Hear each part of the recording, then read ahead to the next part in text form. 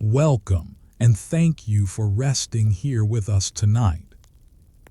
In the hours ahead, we will journey to the far northeastern coast of Greenland, to a time when the map still held vast empty spaces waiting to be filled. This is a story of patient work and quiet courage, of men who traveled into frozen silence to chart coastlines no European had ever seen. We should note gently that this expedition carried a heavy cost. 3 men did not return from their northern journey, and we will speak of them with care and respect throughout. There is no alarm in how we tell this story, only a steady unfolding of events as they happened more than a century ago. Before we begin, I want to acknowledge that this journey holds moments of hardship. Some who set out on this expedition did not return home. We will speak of them with dignity and care. There will be no graphic details, no alarming sounds, no sudden changes in our pace. This telling is meant for rest, for reflection, and for the gentle drift towards sleep. If you are settling in for the night, you are most welcome here. If you are traveling, studying, or simply seeking a quiet hour, you belong here too. Let the day's weight ease from your shoulders. Let your breathing slow. I would love to know where you are listening from tonight. Perhaps you are resting in a quiet room in London, or winding down after a long day in Tokyo. Maybe you are tucked beneath warm blankets somewhere in Canada, or watching the evening settle over a city I have never visited. Wherever you are, leave your country and city in the comments below.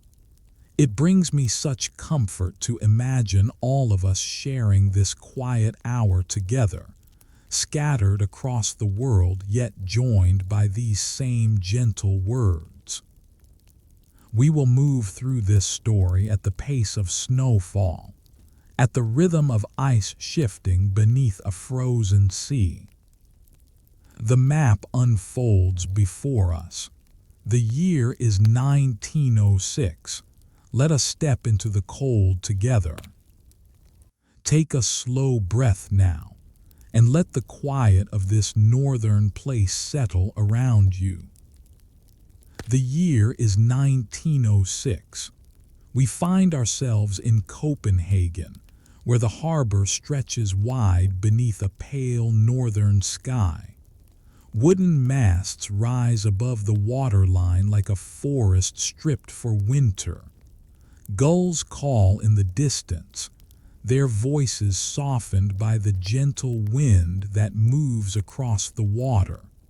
Somewhere among these vessels, a ship called Denmark rests at dock, her hull dark against the morning light.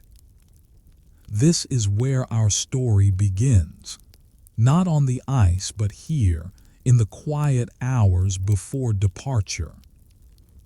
The Denmark is not a large ship, but she is strong. Built for polar waters, her wooden frame has been reinforced to withstand the pressure of pack ice. Her deck is cluttered now with crates and barrels, coils of rope and canvas bundles. Men move between them with purpose but without hurry, checking manifests, securing loads, preparing for a journey that will take them farther north than most will ever travel. By minute 2, we will stand at the expedition's winter camp, where lantern light flickers against canvas walls. By minute 4, we will follow the first sledge teams as they depart into polar twilight. And by minute 6, we will understand why 3 men ventured too far north and found no passage home. But for now, we remain in Copenhagen, watching the slow work of preparation unfold. The expedition's leader is a man named Ludwig Mylius-Erichsen. He stands on the dock this morning, dressed simply, his eyes moving between the ship and the papers in his hand. He is not yet 40 years old, but his face carries the weathered calm of someone who has spent years in difficult places. He has led expeditions before, traveled through Greenland's interior, learned from the Inuit people who have called these frozen lands home for generations. Now he carries a grander vision, to map the entire northeastern coast of Greenland, to fill in the blank spaces on the charts that have puzzled geographers for decades. The Denmark expedition, as it will come to be known, has been years in the planning. Mylius-Erichsen has gathered funds, recruited specialists, negotiated with scientific societies and government ministries. He has selected his crew with care, 28 men in all, each chosen for particular skills. There are cartographers and meteorologists, a painter, a doctor, hunters and sledge drivers. Among them is Jørgen Brønlund, a Greenlander whose knowledge of ice travel and dog handling will prove invaluable. There is Niels Peter Hagen, a young cartographer whose steady hand will trace the coastlines they discover onto paper. These names will become important. For now, they are simply men on a dock saying goodbye. The provisions being loaded tell their own story. Crates of tinned meat and dried fish, barrels of flour and sugar, coffee and tea, tobacco and medical supplies, navigational instruments wrapped in oilcloth, theodolites, sextants, chronometers precise enough to calculate longitude in the field. There are cameras and glass plates for photography, journals with blank pages awaiting observations.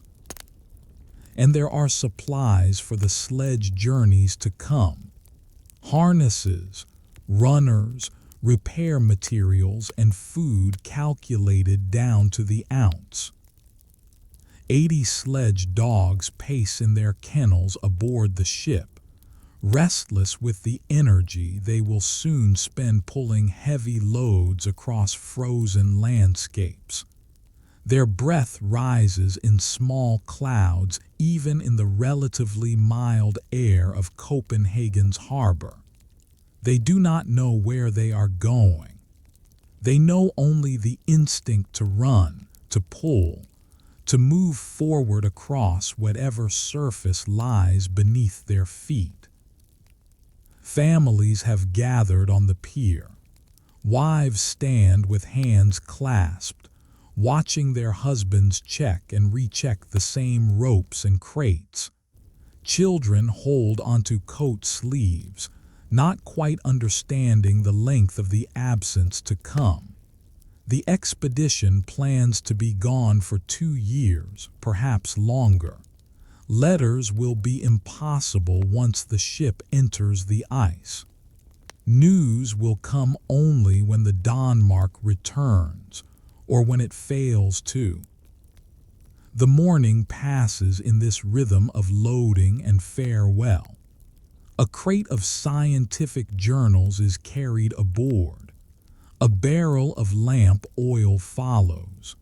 Someone calls across the deck, voice muffled by distance and the soft harbor wind. The water laps against the hull with patient repetition, the same sound it has made for centuries against the ships that have set out from this place. Mylius-Erichsen pauses at the gangway. He looks back at the city, its spires and rooftops, its streets waking to ordinary business, its people going about days that will continue in familiar patterns while he and his men sail into the unknown. He has prepared for this moment for years. He has studied every map and expedition account, learned from the failures and successes of those who came before. He believes the mission is possible. He believes his men are ready. The sun climbs higher, warming the deck, catching the brass fittings of instruments glinting off the water. This is the Denmark they know, the Denmark of warm rooms and family tables, of libraries and familiar streets. They carry it with them in memory as they prepare to leave. When the Danmark finally slips her moorings and moves toward open water, the figures on the pier grow smaller. Hands wave, handkerchiefs flutter. The distance between ship and shore widens with each passing moment, and the sounds of the city fade into the larger silence of the sea. 28 men sail north, carrying with them notebooks and instruments, hope and determination. They do not know what the ice will demand of them. They know only that they have prepared as well as they can, and that the work ahead matters. The harbor water laps gently against the hull. The harbor water laps gently against the hull, and we pause here a moment, watching the slow work of preparation fade into the distance. The North Atlantic opens before the Danmark like a gray-green expanse without boundary. For days, the ship moves through waters that roll in long, slow swells, lifting the bow and letting it settle again in a rhythm that becomes the background to every thought and task aboard. The men adjust to shipboard life. Those prone to seasickness find their remedies or simply endure, spending hours at the rail until their bodies adapt.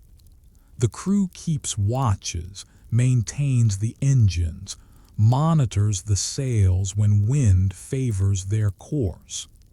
Below deck, the scientists organize their equipment, reviewing procedures they will need when the work begins in earnest.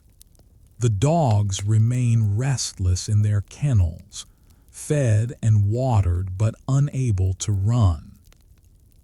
Fog appears on the third day out, a soft white curtain that closes around the ship, muffling sound and reducing visibility to a few dozen meters. The horn sounds at regular intervals, a low note that disappears into the mist. Men speak more quietly, as if the fog demands respect.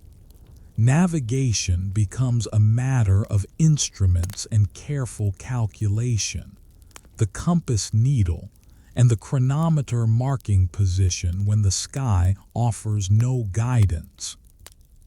The fog lifts eventually, replaced by days of clear weather and steady progress. Iceland passes to the east, its volcanic peaks visible for an afternoon before the ship moves on. The water changes color as they travel north, shifting from Atlantic gray-green to something colder, something that suggests depths untouched by summer warmth. And then, almost without warning, the first ice appears.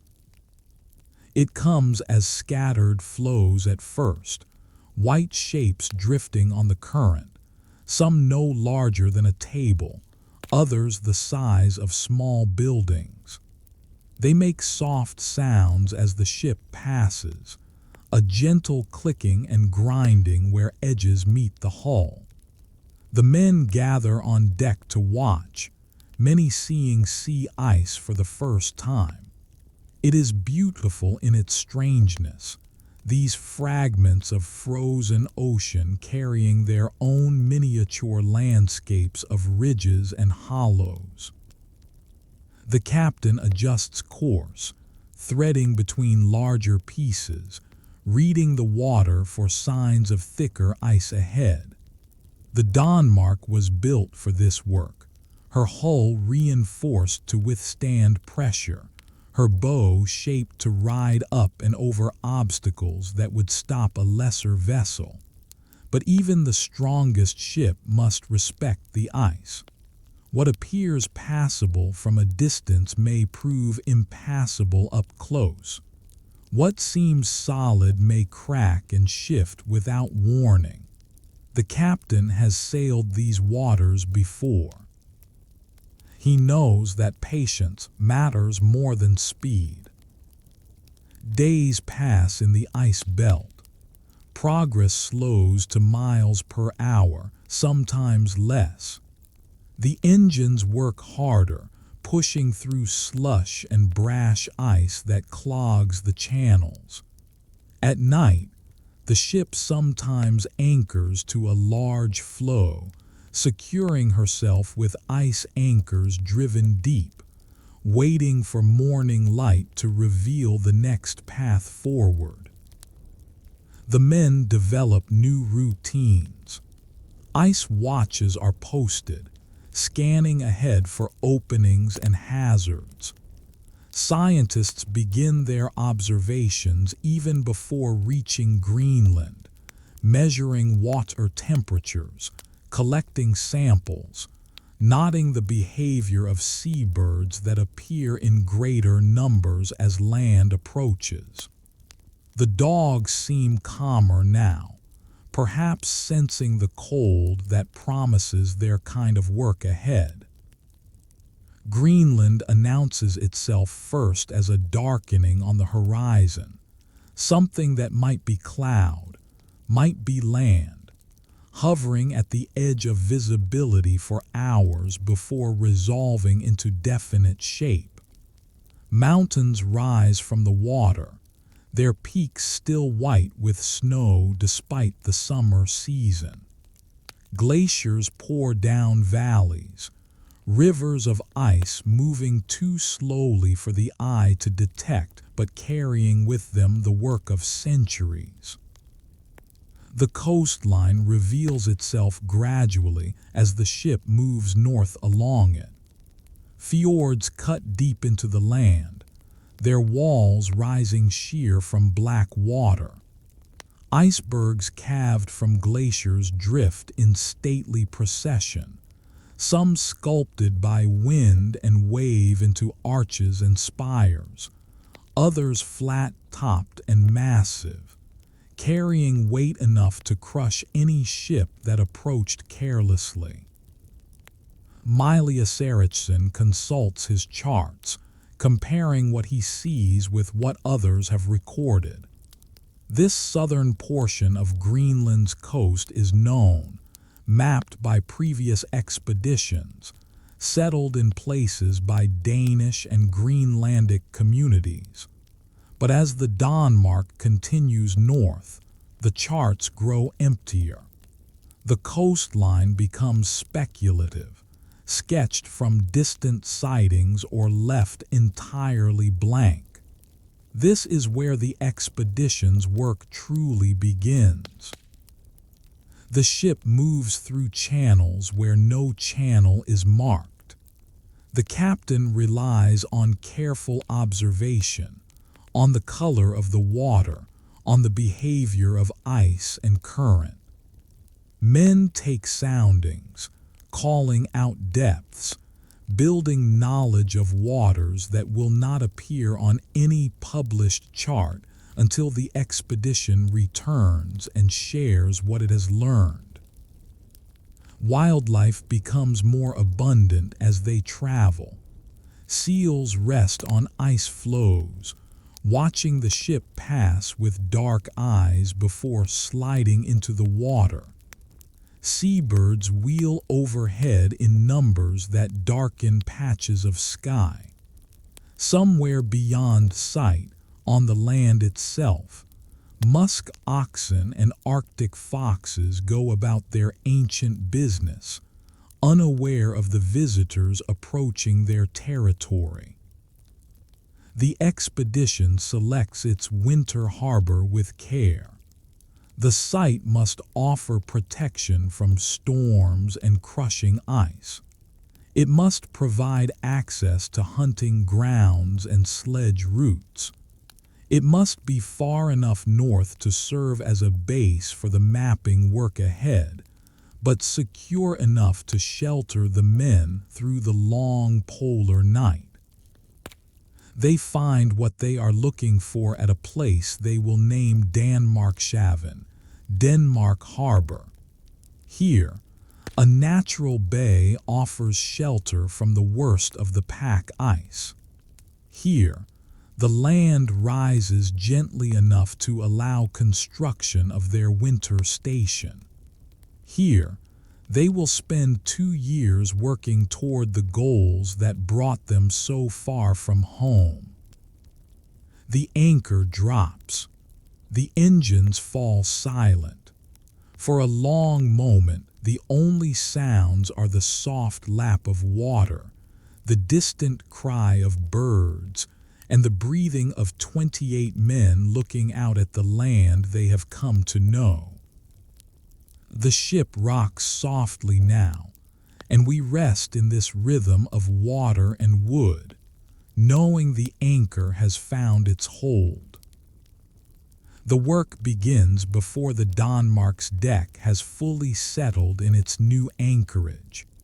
Boats are lowered, loaded with tools and materials, rowed to shore through water so clear the bottom is visible in the shallows. The men step onto Greenland's soil for the first time, most of them at least. For Georgian Bronlund, this is a homecoming of sorts, a return to the land his people have known for generations.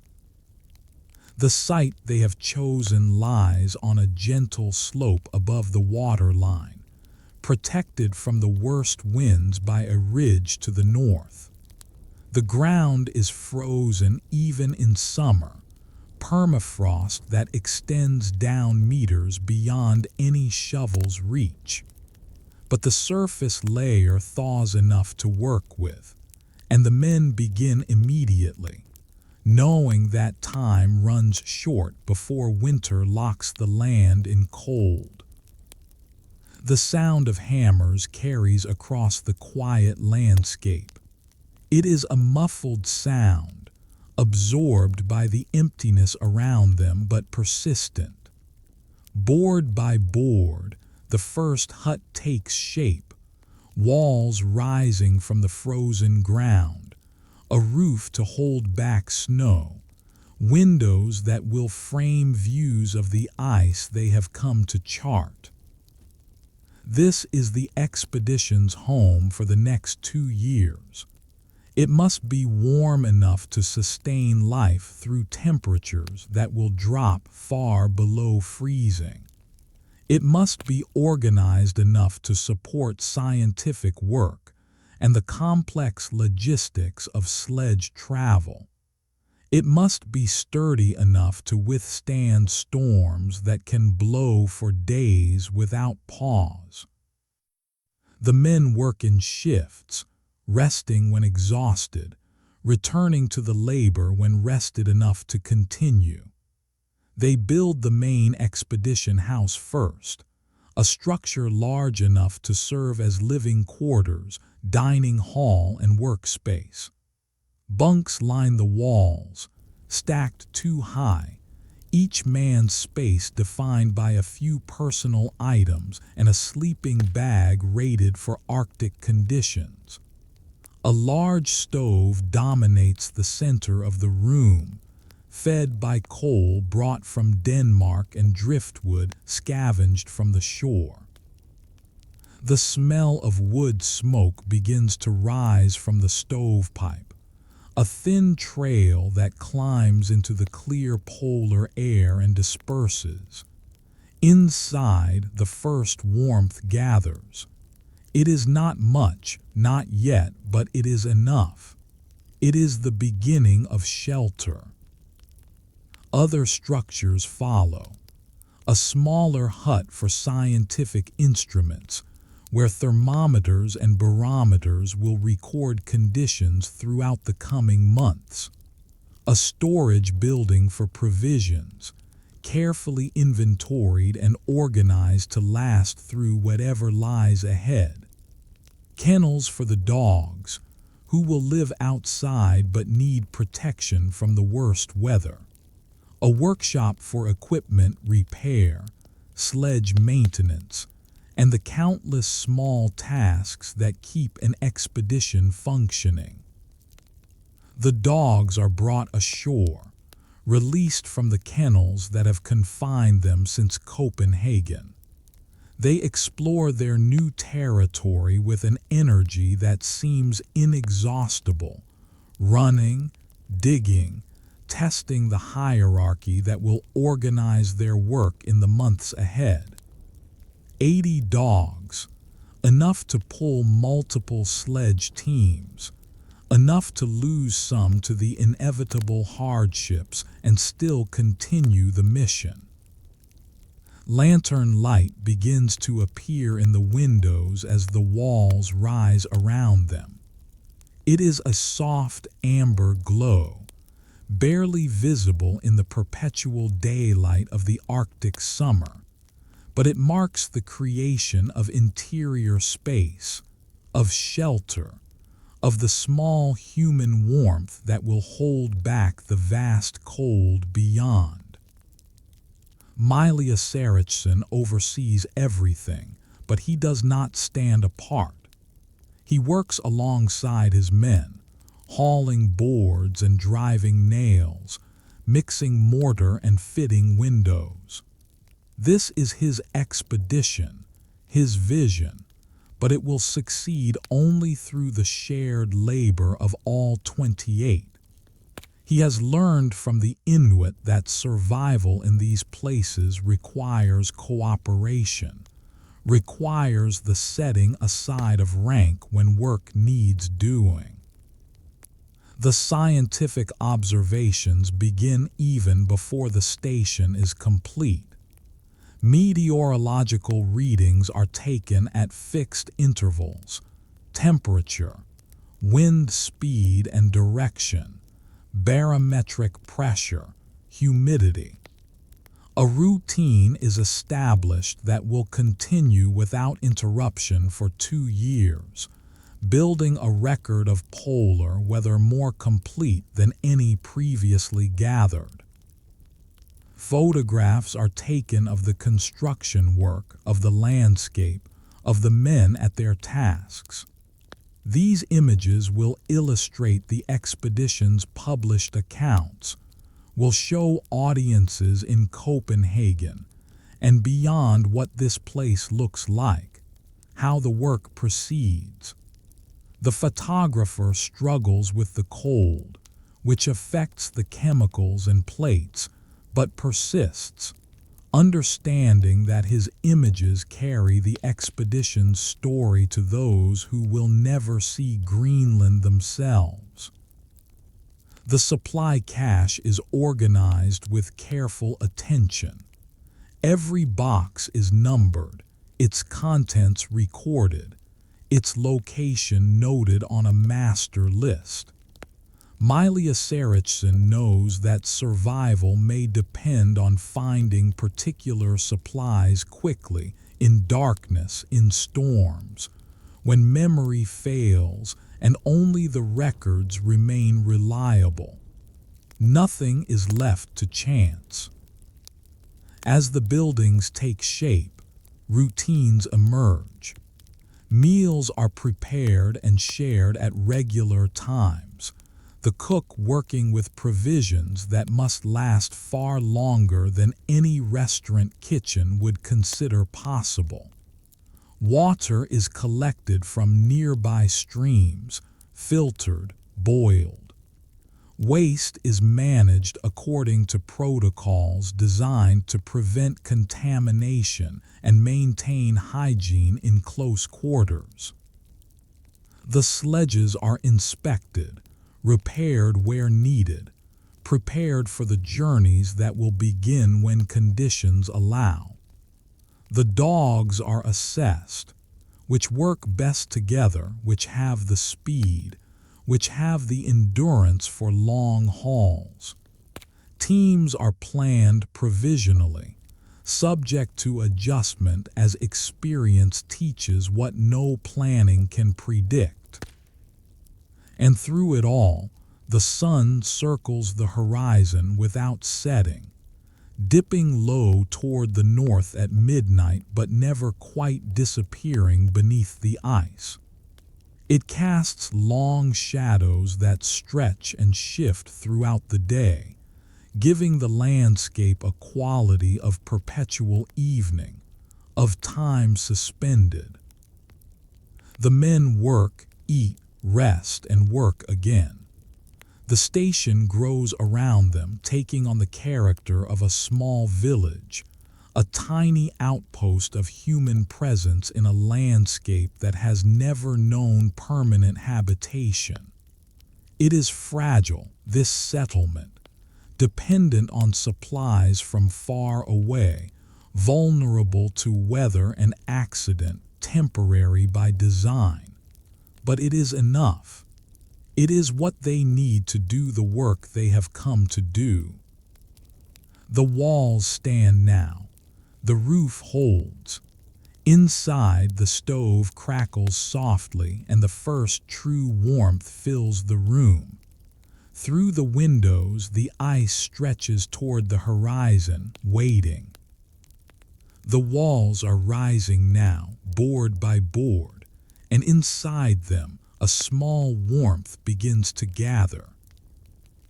There comes a day in late autumn when the sun touches the southern horizon and then, for the first time, fails to rise again. It is not a sudden darkness. Nothing in the Arctic is sudden, but rather a gradual dimming that has been building for weeks. The twilight hours have grown longer, the noon sun lower, the shadows deeper. And now, finally, the long night begins. It will last 104 days. The men have prepared for this as well as preparation allows. They have studied the accounts of previous expeditions, read the journals of those who wintered in polar darkness before them. They know the risks, not just the physical cold, which is severe but manageable, but the psychological weight of living without daylight, without the natural rhythms that govern ordinary life. Mylius-Erichsen establishes routines designed to maintain structure and purpose. Work continues by lamplight, scientific observations, equipment maintenance, journal writing, planning for the spring journeys. Meals are served at fixed times, marking the passage of days that would otherwise blur into one continuous darkness. The lamps are lit according to schedule, their amber glow replacing the sun as the primary source of light in the expedition's world. The lanterns become central to everything. They hang in the main hut, casting warm circles of light over the work tables and bunks. They illuminate the instrument shelters where men record temperatures that drop steadily as winter deepens. They guide the way between buildings when the darkness is absolute, and even the familiar path from door to door becomes uncertain. Outside, the stars appear with a brilliance impossible in lower latitudes. Without the sun's interference, the night sky becomes a dome of light, not the warm light of day, but the cold, clear light of distant suns burning across impossible distances. The men learn the constellations that wheel overhead, marking time by their slow procession across the sky. And then there is the aurora. It appears without warning, a glow on the northern horizon that might at first be mistaken for the dawn that will not come for months. But then it moves, shifts, spreads across the sky in curtains of green and violet that wave and shimmer like fabric in an unseen wind. The men stand outside in temperatures that punish exposed skin, watching the display in silence. There are no words adequate to what they see.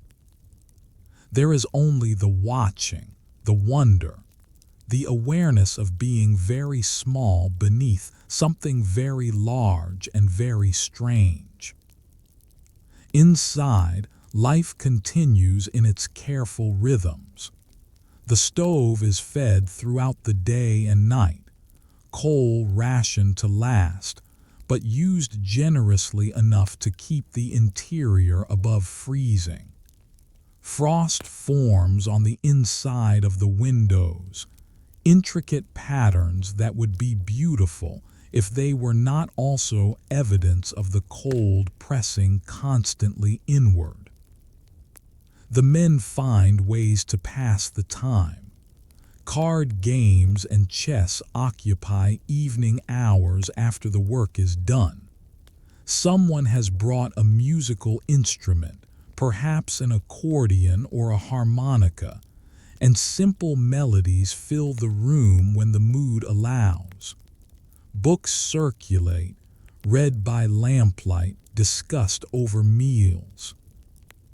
Journals are kept, recording not just scientific data but personal thoughts, observations, the small details of daily life that will later help historians understand what it meant to live through this experience. Some men struggle more than others. The darkness weighs differently on different temperaments. Those who need activity find the confinement difficult. Those who draw energy from social contact feel the repetition of the same faces, the same conversations, the same small space. Mylius-Erichsen watches for signs of difficulty, speaks privately with those who seem to be struggling, adjusts duties when a change of task might help. The scientific work provides purpose.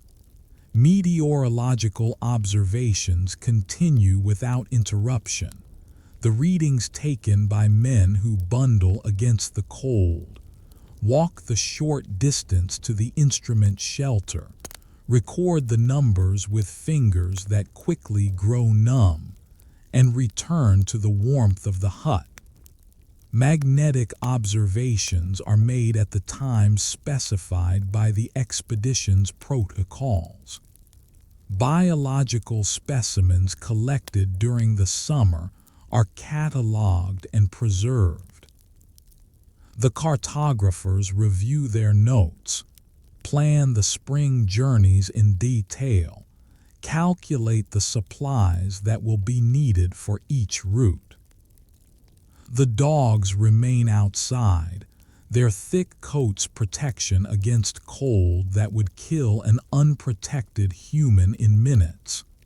They curl together for warmth, buried sometimes in snow that actually insulates against the worst of the wind. They eat well. The expedition has brought ample food for them, and they remain strong, ready for the work of spring. Time passes differently in the polar night. Without dawn and dusk to mark the days, time becomes something measured only by clocks and schedules. A man may wake uncertain whether he has slept for an hour or 8. The sameness of the darkness removes the usual cues, leaves the mind unanchored from the rhythms it has known since birth. Midwinter arrives, the darkest point, when the sun reaches its farthest distance below the horizon. The expedition marks the occasion with a special meal, something approaching a celebration in this place where celebration must be manufactured from limited materials. There is food saved for the purpose, perhaps a toast, certainly an acknowledgement that the worst is now behind them. From this point forward, each day will bring the sun fractionally closer to returning. The aurora continues its display overhead, indifferent to human observation. The stars wheel slowly in their ancient patterns. The ice stretches in every direction, locked now in cold that will not ease for months. Inside the hut, the lamps burn steadily. Men read, write, talk quietly, rest. The expedition waits for light, waits for spring, waits for the season of sledge travel when the real work can resume. This is not wasted time. The scientific observations continue, the planning proceeds, the preparation advances. But it is time suspended, time held in the long pause between arrival and action. The darkness outside is absolute. Inside, the lamplight holds steady. The darkness outside is absolute now, and yet inside these walls, the lamplight holds steady. A day in the polar night follows patterns that the men have created to replace the patterns the sun once provided.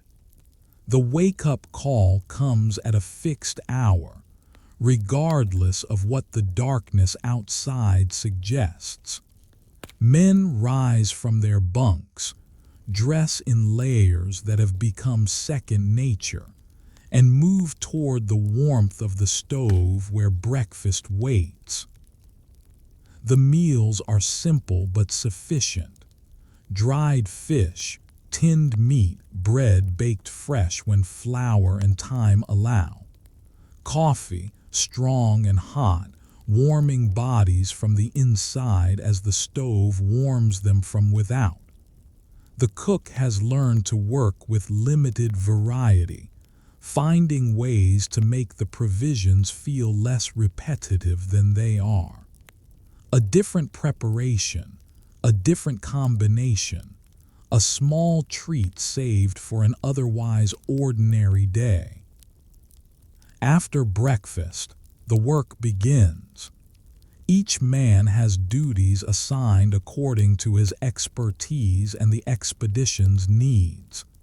The meteorologist takes his readings, walking the short path to the instrument shelter with a lantern, recording numbers that will contribute to a continuous record of polar weather. The cartographers review maps, plan routes, calculate distances, and supply needs. The doctor checks on any minor ailments, maintains the medical supplies, keeps records that may prove useful for future expeditions. The dogs require daily attention. They must be fed, their health assessed, their social dynamics monitored. A sick dog can spread illness quickly through the kennels. A dog that disrupts the pack hierarchy can cause problems when the sledge teams must work together in harness. The men who handle the dogs learn to read their behavior, to address small problems before they become large ones. Equipment maintenance fills many hours. The sledges are inspected, runners checked for damage, repairs made when needed.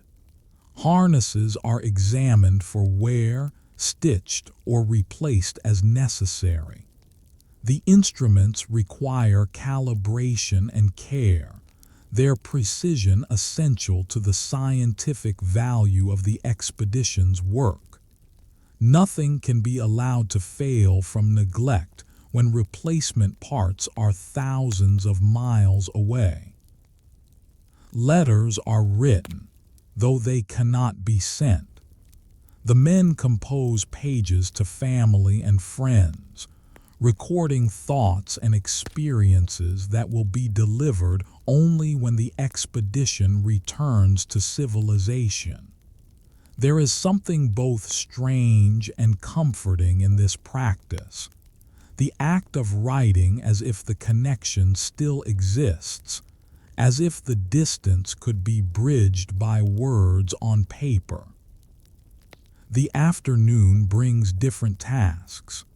Some men exercise, walking circuits of the small area that safety allows, or performing calisthenics that keep muscles ready for the demands of sledge travel.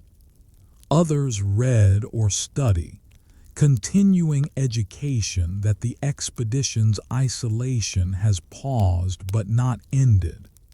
Still others simply rest, storing energy for days when rest will be impossible. Card games emerge in the evening hours. Chess, played with pieces that have traveled from Copenhagen, occupies minds that need structured distraction. Conversations range from memories of home to speculation about what the spring journeys will reveal. The same stories are told more than once, but repetition becomes a kind of comfort, a familiar texture in an unfamiliar world. The stove crackles softly through all of it, demanding regular feeding, providing in return the warmth that makes everything else possible. The temperature inside remains tolerable, sometimes almost comfortable, while outside the cold deepens toward levels that the instruments can barely measure. The contrast is sharp enough that stepping through the door feels like moving between worlds. Clothing becomes its own kind of expertise. Layers are added and removed as conditions require. Too many layers when working hard lead to sweat that becomes dangerous when the work stops. The Greenlandic members of the expedition share their knowledge of fur clothing, of designs that allow moisture to escape while holding warmth close. The Danish men learn techniques that books could not teach them. The rhythm of sleep adjusts slowly to the constant darkness. Some men find rest comes easily, their bodies adapting to schedules maintained by discipline rather than light. Others struggle, their internal clocks confused by the absence of dawn and dusk. The expedition's routines help, providing external structure when internal guidance fails. Small pleasures become large.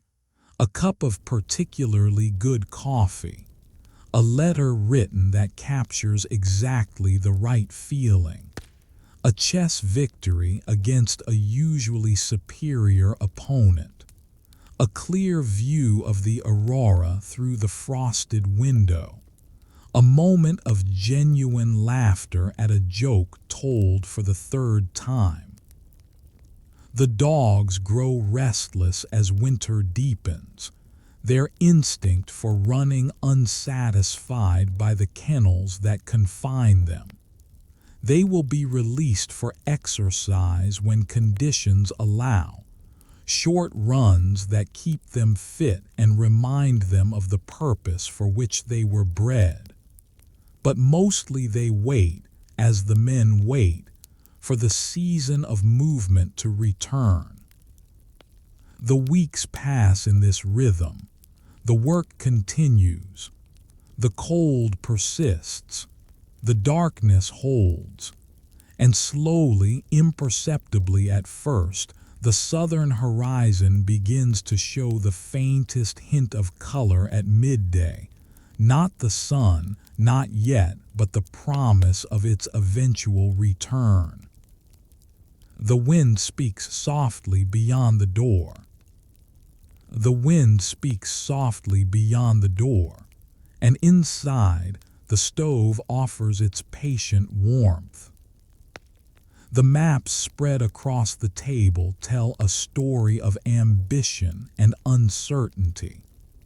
Mylius-Erichsen leans over them with his officers, fingers tracing coastlines that exist only as speculation, blank spaces where the cartographer's work will fill in what generations of explorers have wondered about. The northeastern coast of Greenland remains largely unknown to European maps. Previous expeditions have glimpsed portions of it from ship and from distant vantage points, but no comprehensive survey exists. Mylius-Erichsen intends to change this. His sledge parties will travel hundreds of miles along the coast, mapping every inlet and peninsula, recording every feature that will help future navigators understand this frozen edge of the world. The planning is meticulous. Each journey must be calculated down to the day, the mile, the pound of provisions. How far can a team travel before supplies run low? Where can depots be established to extend the range? How much food do the dogs require? And how does that calculation change as the journey progresses and dogs are inevitably lost to hardship? The expedition will divide into multiple parties, each with specific objectives. Some will establish the supply depots that extend the reach of the more ambitious journeys. Others will map the immediate vicinity of Danmarkshaven, filling in local details that the main parties cannot pause to record.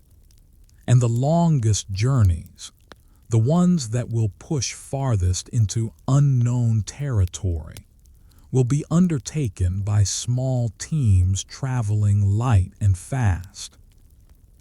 Mylius-Erichsen reserves the most ambitious route for himself. He will lead a small party to the northeast, following the coast beyond any point previously mapped. His companions will be Niels Peter Hooghagen, the cartographer whose steady hand will record what they find, and Jorgen Bronlund, the Greenlander whose experience with ice travel makes him invaluable for this most demanding journey. The planning sessions continue for hours, interrupted only by meals and the unavoidable duties of station life. Every contingency is considered, every risk assessed. What if the ice conditions prevent travel along the planned route? What if a storm delays the party for days? What if sickness or injury reduces the team's capability? For each scenario, plans and backup plans are developed. The sledges are prepared according to the specifications that experience has proven. Weight is calculated obsessively. Every pound matters when the dogs must haul their loads across hundreds of miles. Provisions are packed in standard units that allow easy accounting. Scientific instruments are protected against cold and shock, wrapped carefully for the journey. The dogs are assigned to teams based on observations made throughout the winter. Some work best as lead dogs, their intelligence and responsiveness essential for choosing paths through difficult ice. Others provide raw pulling power, their strength more important than their initiative. The handlers know each dog's personality, its quirks, its relationships with other dogs. A well-composed team is more than the sum of its parts. A poorly composed team is less. Maps from previous expeditions are studied for whatever guidance they can offer. The accounts of earlier explorers are reviewed for details that might prove useful, but ultimately, the land ahead is unknown. What the maps show is speculation. What the sledge parties find will be reality. Return dates are established, targets that will tell those waiting at Danmarkshaven when to begin worrying. These dates include margins for delay, for unexpected difficulty, for the inevitable setbacks that polar travel involves. But they are still targets, expectations against which progress will be measured. The weather outside continues its winter severity, but the planning proceeds as if spring has already arrived. In a sense, it has arrived, in the minds of the men, in the preparations that occupy their time, in the anticipation that grows with each day of planning. When the sun returns, the parties will be ready. The routes are charted. The supplies are prepared. The dogs are fit. All that remains is waiting for the conditions that will allow the journeys to begin. The map lies open on the table, its blank spaces waiting. The map lies open, and for a long moment we simply trace the empty spaces with our eyes. 104 days have passed since the sun dropped below the horizon. The twilight at midday has grown gradually brighter over the past weeks, shifting from deep blue to pale gray to something that almost resembles the light before dawn. The men have watched this progression with growing anticipation, reading in each day's brightness the approach of the moment they have been waiting for. And then it comes. The sun appears on the southern horizon, not rising in any dramatic sense, but simply appearing, hovering just above the ice for a few brief minutes before sinking again. It is a sliver of light, barely there, but it is enough. The polar night is ending. The expedition gathers outside to watch.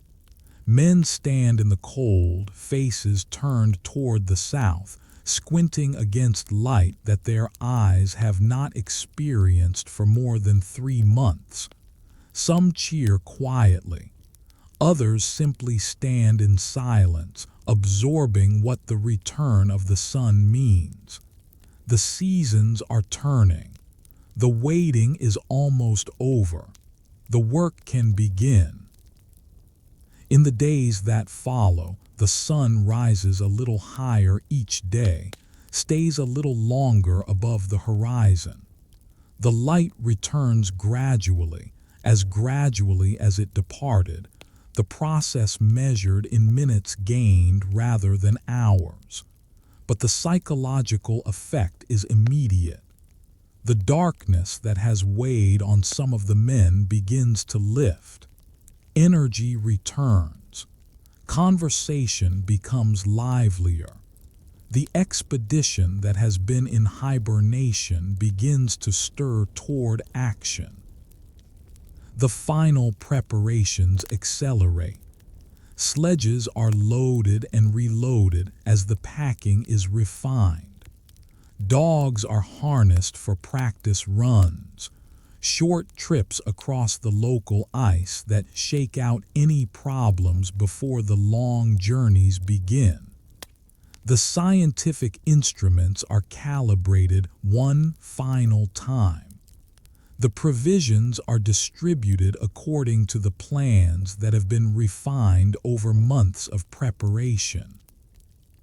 The ice conditions are assessed daily now. The cold remains intense, but the returning sun begins to stabilize the surface in ways that make sledge travel possible. The depot journeys can begin. Short trips to establish the supply caches that will extend the range of the main expeditions. These early journeys test equipment and men alike, revealing any weaknesses before the longest journeys depart. The dogs respond to the renewed activity with visible enthusiasm.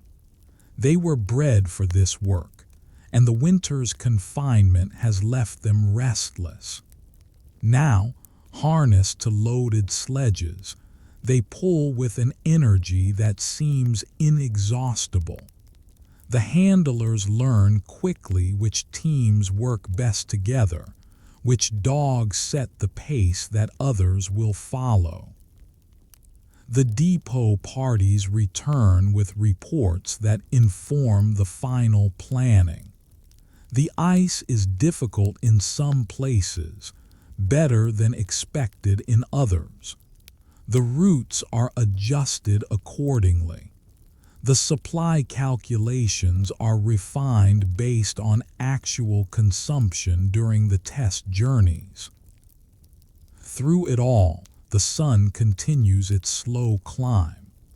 Each day it rises earlier, sets later, stays higher above the horizon at noon. The light transforms the landscape, revealing colors that the winter darkness had hidden. The snow is not simply white. It carries hints of blue and gold depending on the angle of the sun.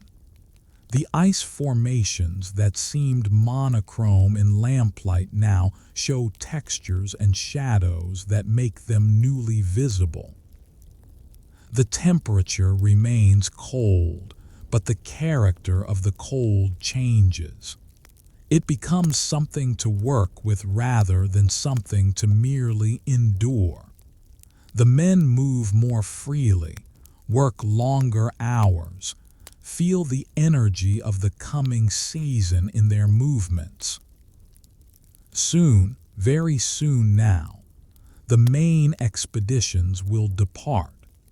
The months of planning and preparation will give way to months of travel and mapping.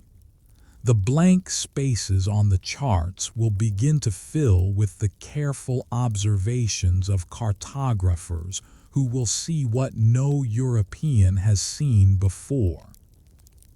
The light returns so gradually, so gently, that it seems almost impossible to mark the moment when the polar night truly ends. But it ends, and in its place, the season of work arrives.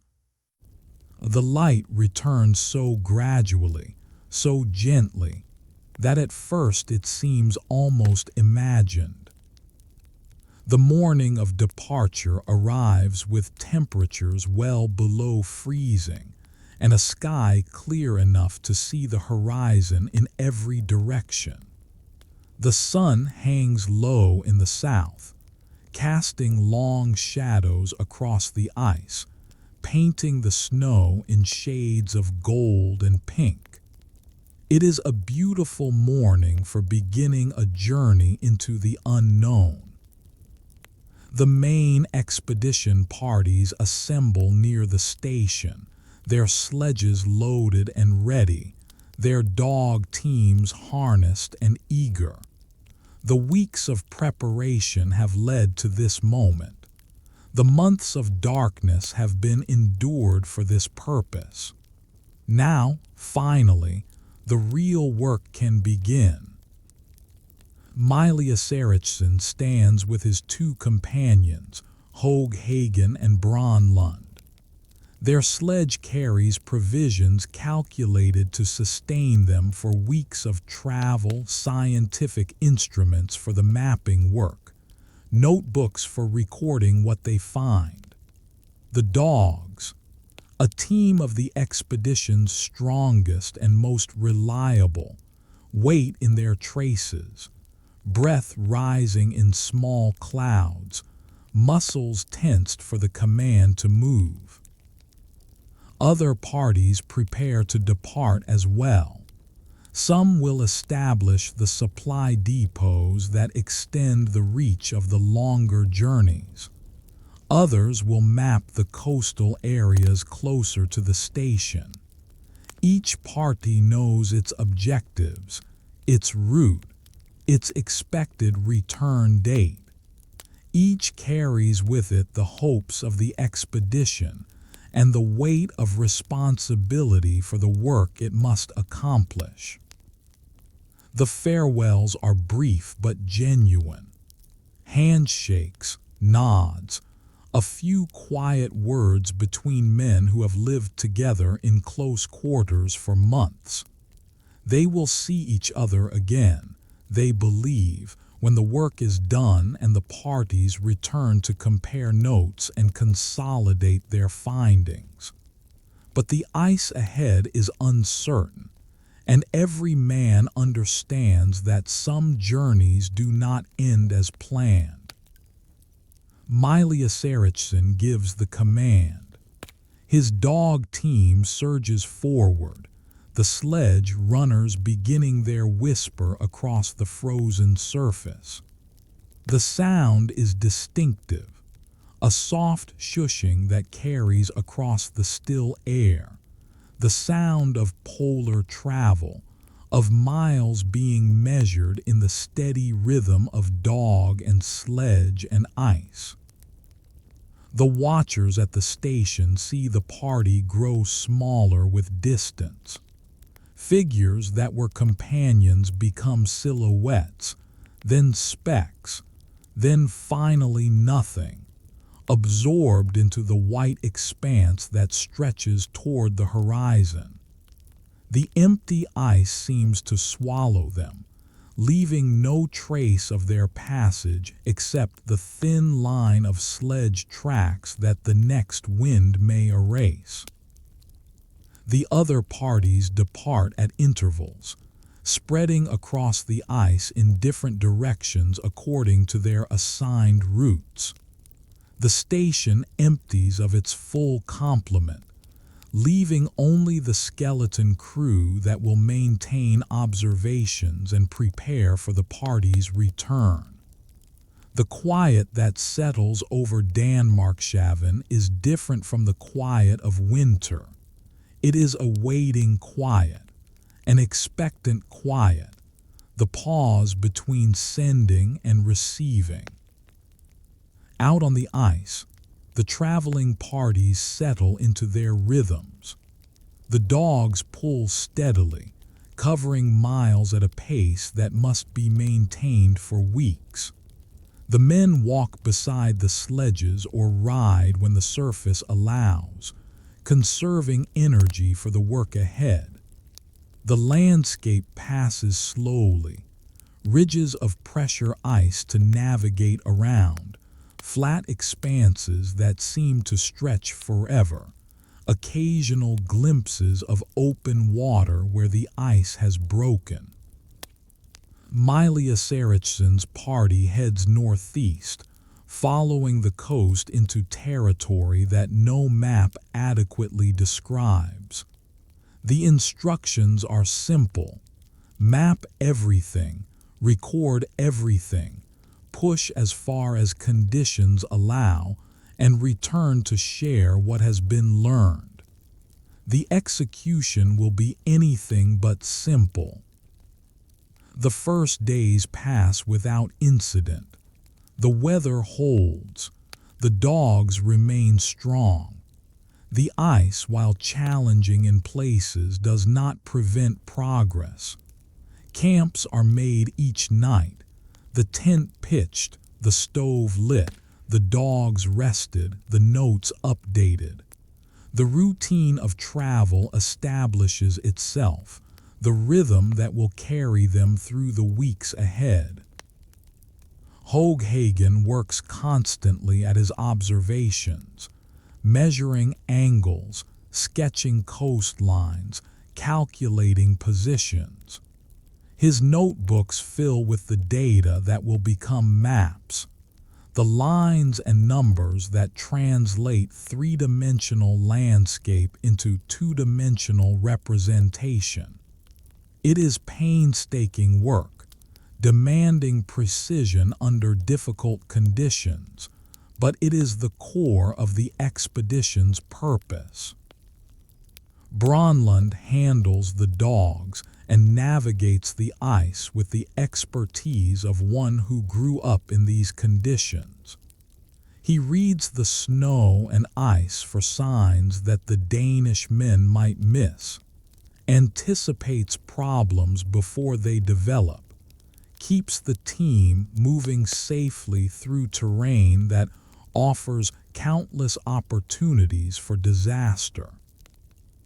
And Mylius-Erichsen leads, making decisions about route and pace, managing the resources that must last until the journey's end, keeping his small party focused on objectives that sometimes seem impossibly distant.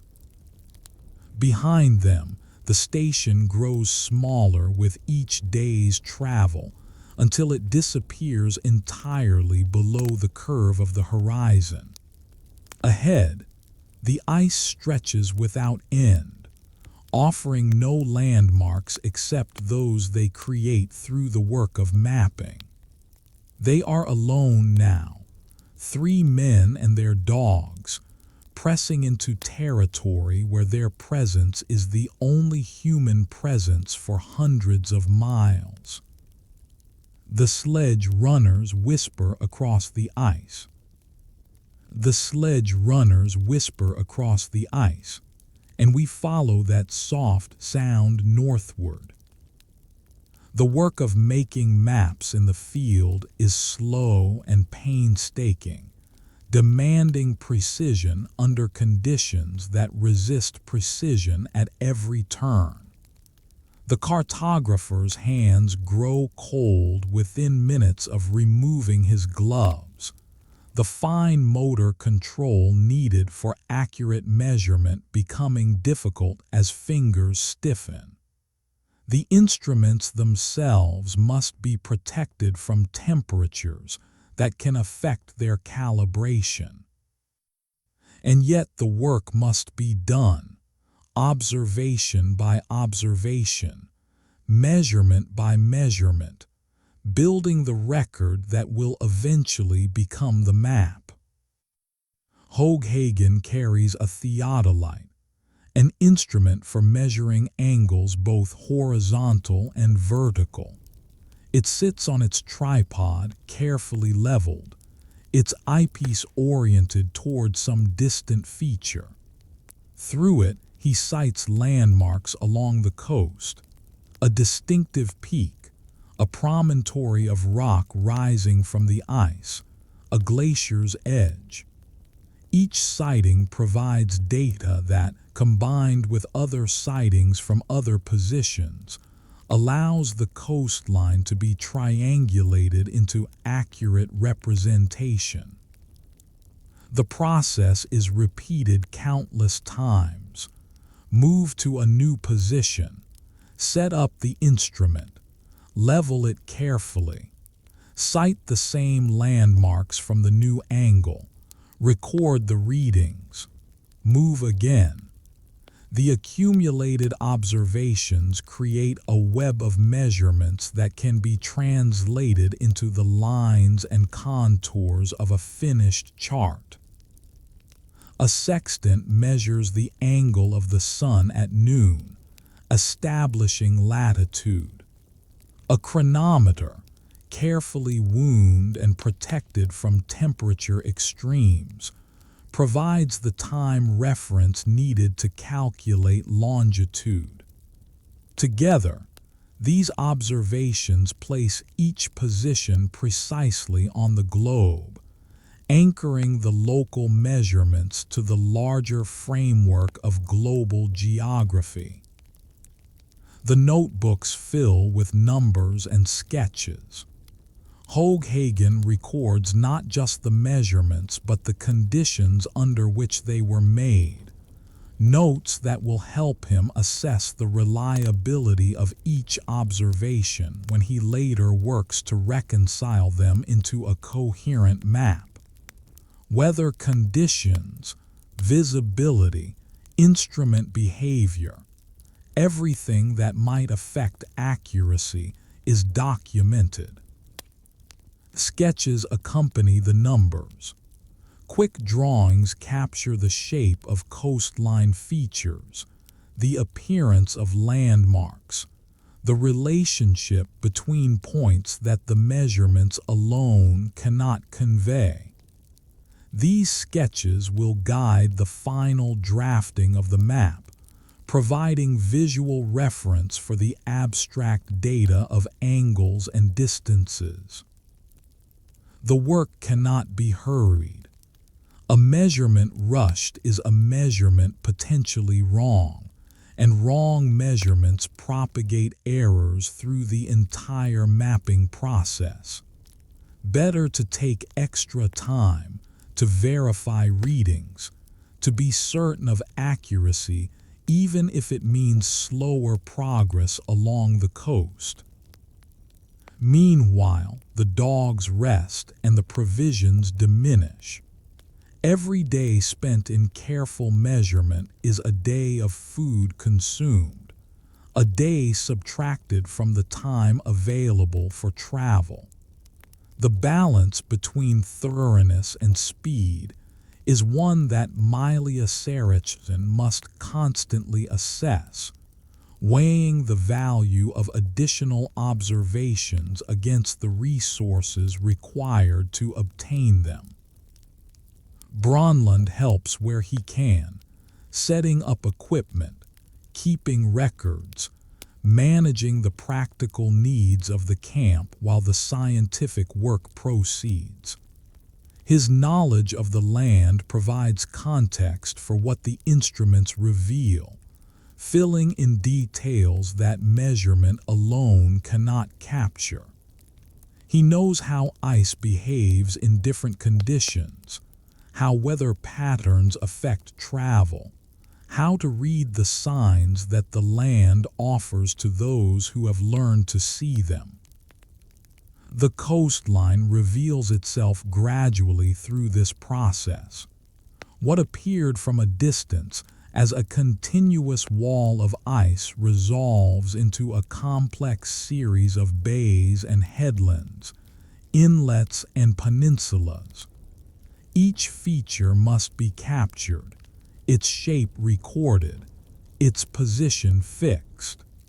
The blank space on the map fills slowly with the careful lines of cartographic representation. Some features receive names. The expedition has the privilege of naming places that have no European names, and they exercise this privilege thoughtfully. Features are named for expedition members, for supporters back in Denmark, for geographical characteristics that describe what they see. These names will persist on maps for generations, carrying forward the memory of this journey into the future. The sun circles the sky without setting now, providing constant light but confusing the body's sense of time. The men work when the weather allows, rest when exhaustion demands, measure the day not by the sun's position but by the progress of their observations. The notebooks fill page by page. The coastline takes shape line by line. This is the work they came to do. It is not dramatic work, no challenges of discovery, no moments of revelation, just the steady accumulation of data that will transform uncertainty into knowledge. But it is essential work, the foundation upon which all future understanding of this coast will rest. The pencil moves slowly across the page. The pencil moves slowly across the page, and another small section of the unknown becomes known. The three men press northward along a coast that no European map has ever accurately recorded. Behind them, the familiar territory near Danmarkshaven has long since disappeared below the horizon. Ahead, the ice stretches toward regions that exist only as speculation on the charts they carry. Blank spaces waiting for the lines that Høeg Hagen's steady hand will draw. Ludvig Mylius-Erichsen leads the small party with the quiet confidence of a man who has spent years preparing for exactly this journey. He is not young anymore, approaching 40, but his experience in Greenland runs deep. He has lived among the Inuit, learned their methods of ice travel, adopted their respect for the land that sustains and threatens in equal measure.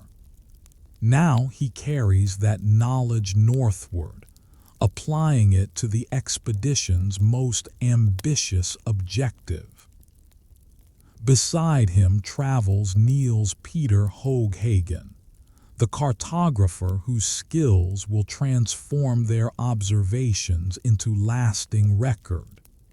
He is younger than Mylius-Erichsen, trained in the precise arts of surveying and drafting, capable of the mathematical calculations that translate angles and distances into accurate representation.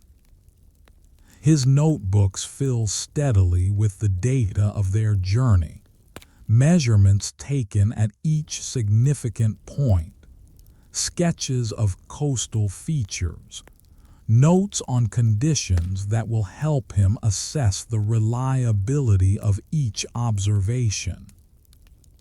And there is Jørgen Brøndlund, the Greenlander whose presence on this journey represents something more than expertise. He was born in this land, raised in its rhythms, educated in its demands. The ice that seems hostile to the Danish men is familiar territory to him, readable in ways that years of study cannot fully replicate. He handles the dogs with an ease that comes from a lifetime of working with them. He reads the weather in signs that the others are still learning to see. He is, in many ways, the essential member of this small party, the one whose knowledge may determine whether they return. The dogs pull steadily, their breath rising in clouds that dissipate quickly in the dry polar air.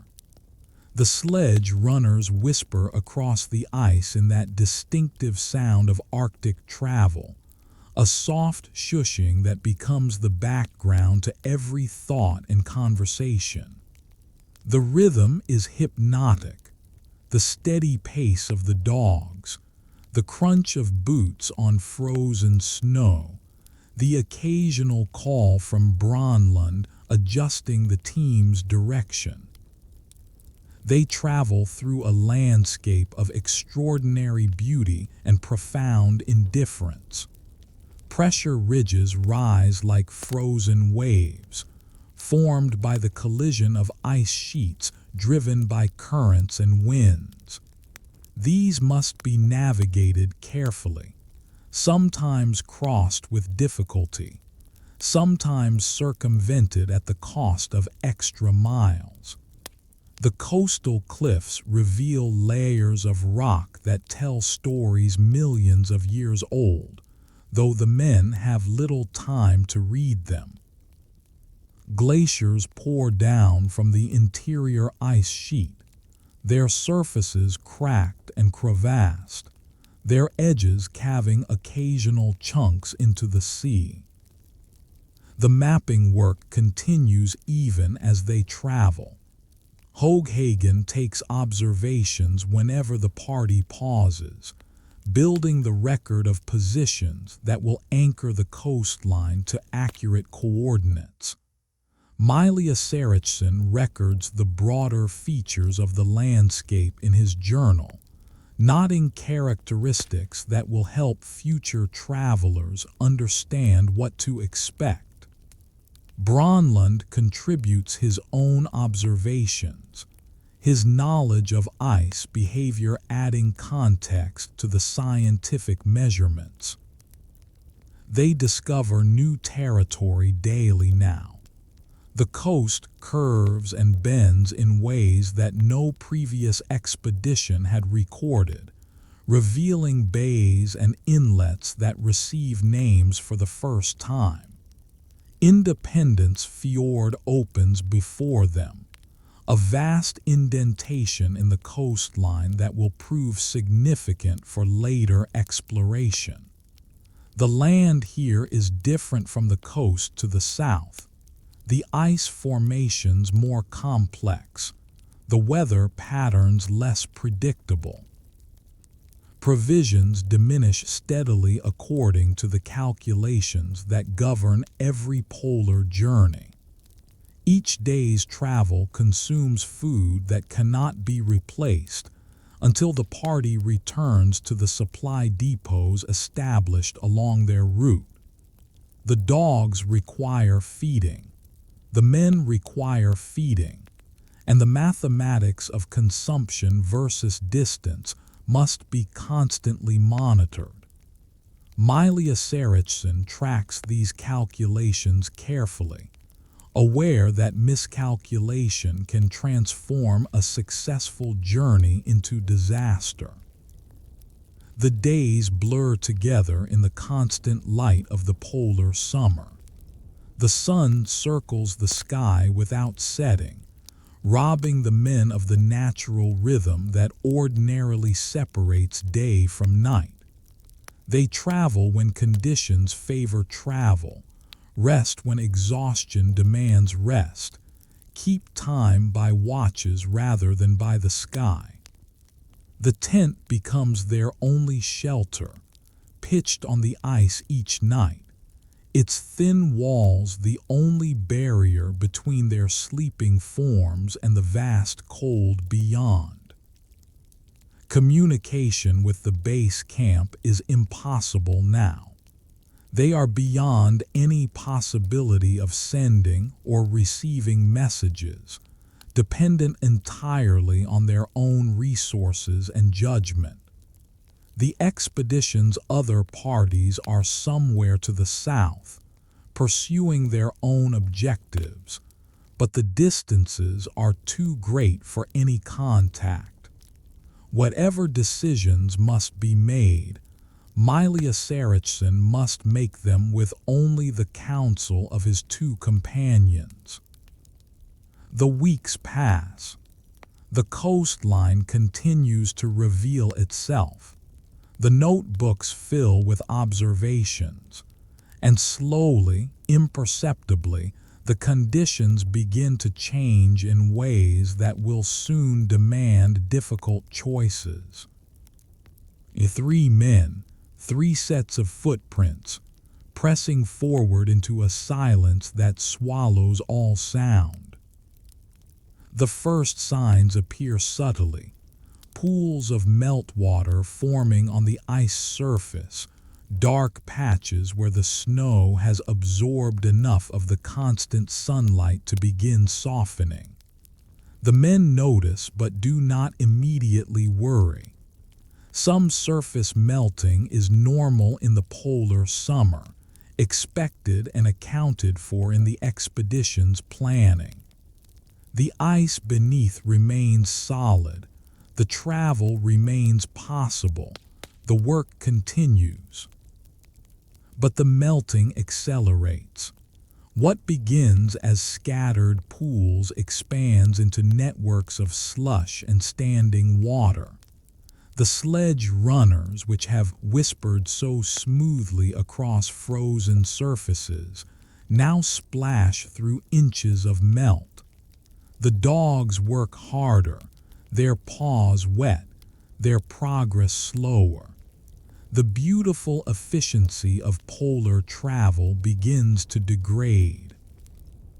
Mylius-Erichsen consults his notes, comparing the conditions to what previous expeditions had reported for this time of year. The thaw has come earlier than expected, more intense than the records suggested. The summer of 1907 is proving warmer than average, a variation in weather that the careful planning could not have predicted and cannot now correct. The route homeward becomes uncertain. Channels that were frozen solid on the outward journey now show open water, dark lanes cutting through the ice that cannot be crossed by sledge. The party must detour around these obstacles, adding miles to a journey already measured at the edge of their provisions. Each detour consumes time and food that the original calculations did not include. The ice bridges that connected land masses begin to fail. These are the frozen passages that polar travelers depend upon, ice thick enough to bear the weight of sledge and dogs, spanning gaps that would otherwise require impossible detours. One by one, these bridges weaken, crack, become impassable.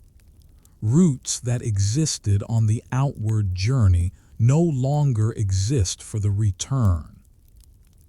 Greenland tests the ice before each crossing, his experience reading the subtle signs that indicate strength or weakness. A change in color, a hollow sound when struck, the behavior of water at the edges, these tell him what the surface cannot show. He finds some crossings still passable, guides the party across with care, but increasingly his assessment is negative. The ice will not hold. Another route must be found. The dogs begin to weaken.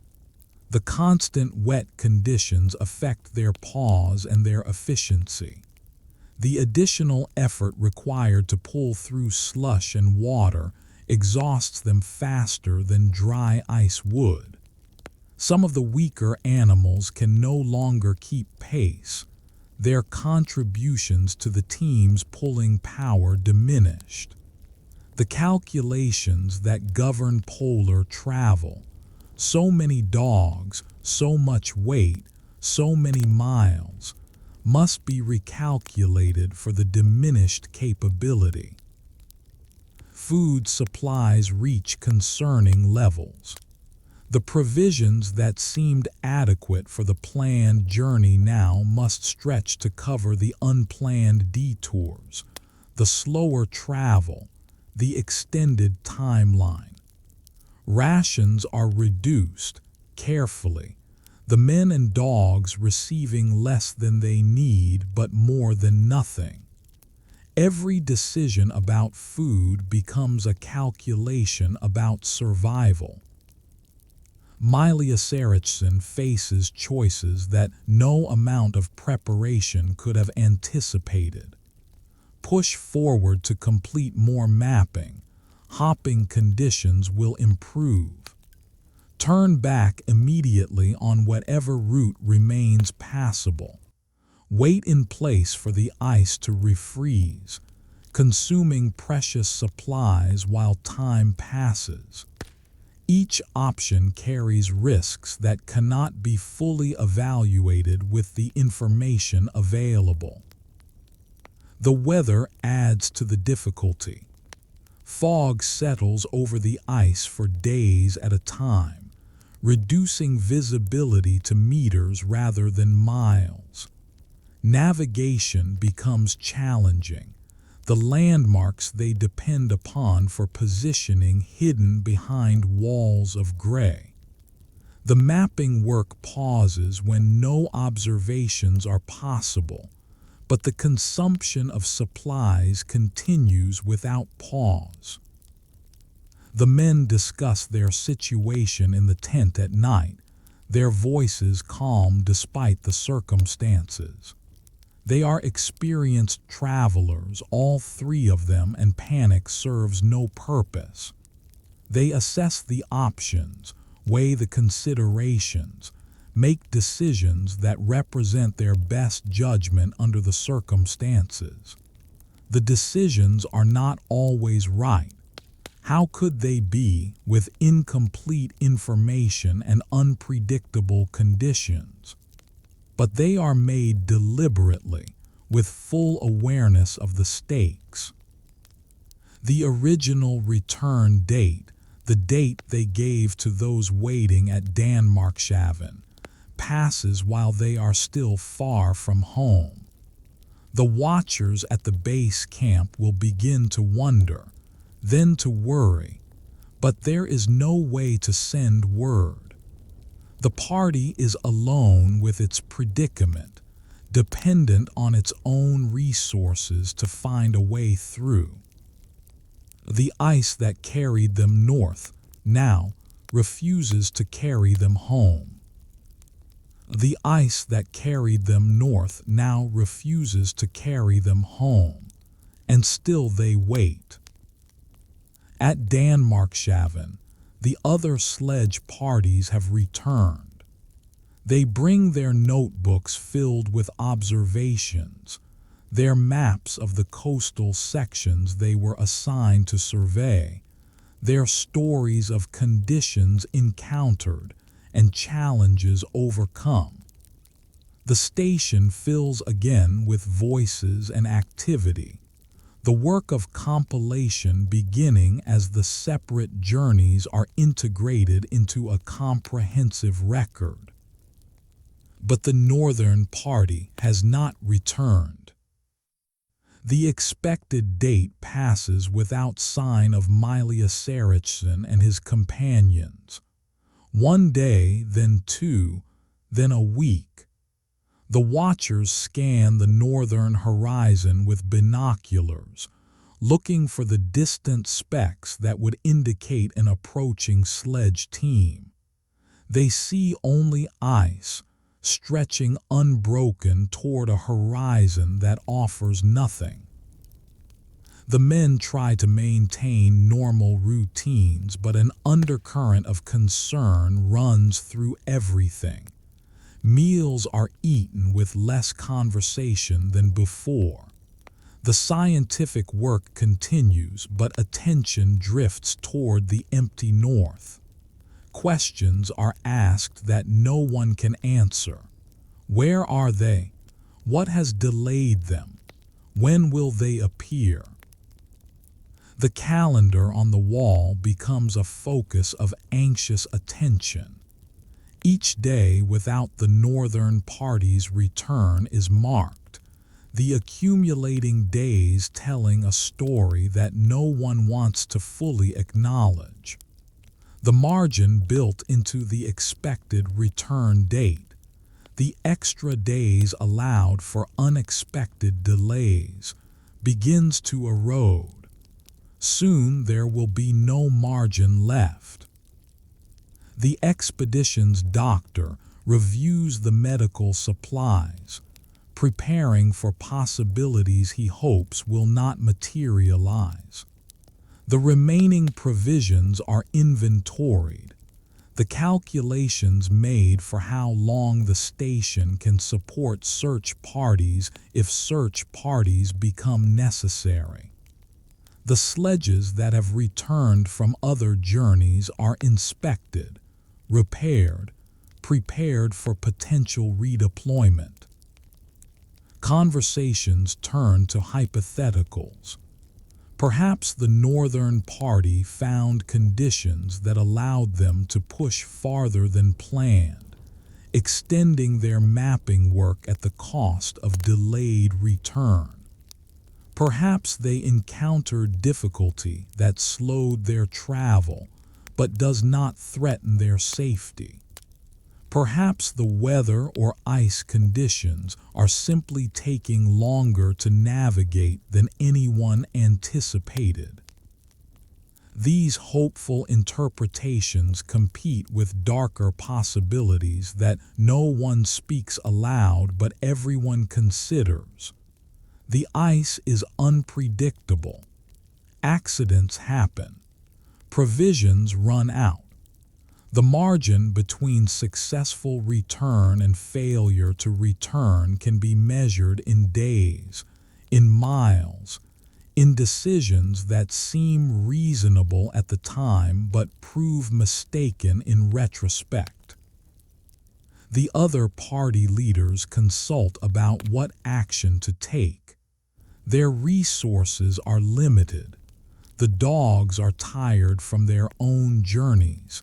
The provisions are not inexhaustible, and autumn approaches with its threat of deteriorating conditions. A large-scale search is beyond their capability. But doing nothing is also difficult, the inaction weighing on men who are trained to act. Small search parties are proposed, limited forays to the north that might intercept the returning sledge team or find evidence of their route. These parties would travel light, cover ground quickly, return before conditions make travel impossible. They would not be able to reach the far northern territories where Mylius-Erichsen's party was mapping, but they might shorten the distance the returning party must travel alone. The decision to send searchers is made, though expectations are carefully managed. The chances of interception are small given the vastness of the ice and the uncertainty about the northern party's location. But the act of searching provides purpose, converts waiting into action, gives the anxious watchers something to do besides watch. The northern horizon remains empty. Each day the watchers look north, and each day the ice field offers only its endless white silence. The first search party departs on a morning of clear weather, the conditions as favorable as could be hoped for the task ahead. The sledge is loaded lightly, the dogs selected from those who have recovered best from the summer's journeys. The instructions are clear. Travel north along the expected return route. Look for any sign of the missing party. Return before conditions deteriorate beyond safe travel. The searchers move across ice that shows the wear of summer. Meltwater pools have refrozen as autumn approaches, creating a surface that is neither the smooth ice of winter nor the slush of high summer. The sledge runners find purchase, but the going is slower than ideal. The dogs work steadily, their breath visible in air that grows colder with each passing day. Days pass without discovery. The search party covers miles of ice that show no sign of human passage.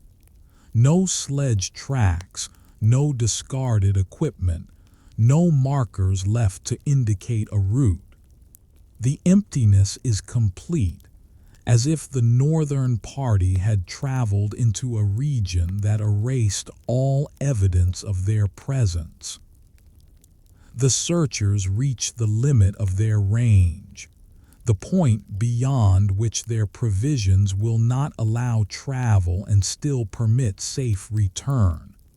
They pause here, scanning the horizon with binoculars, hopping for some glimpse of movement or color against the white expanse. They see nothing. The ice offers no answers. The return journey is somber.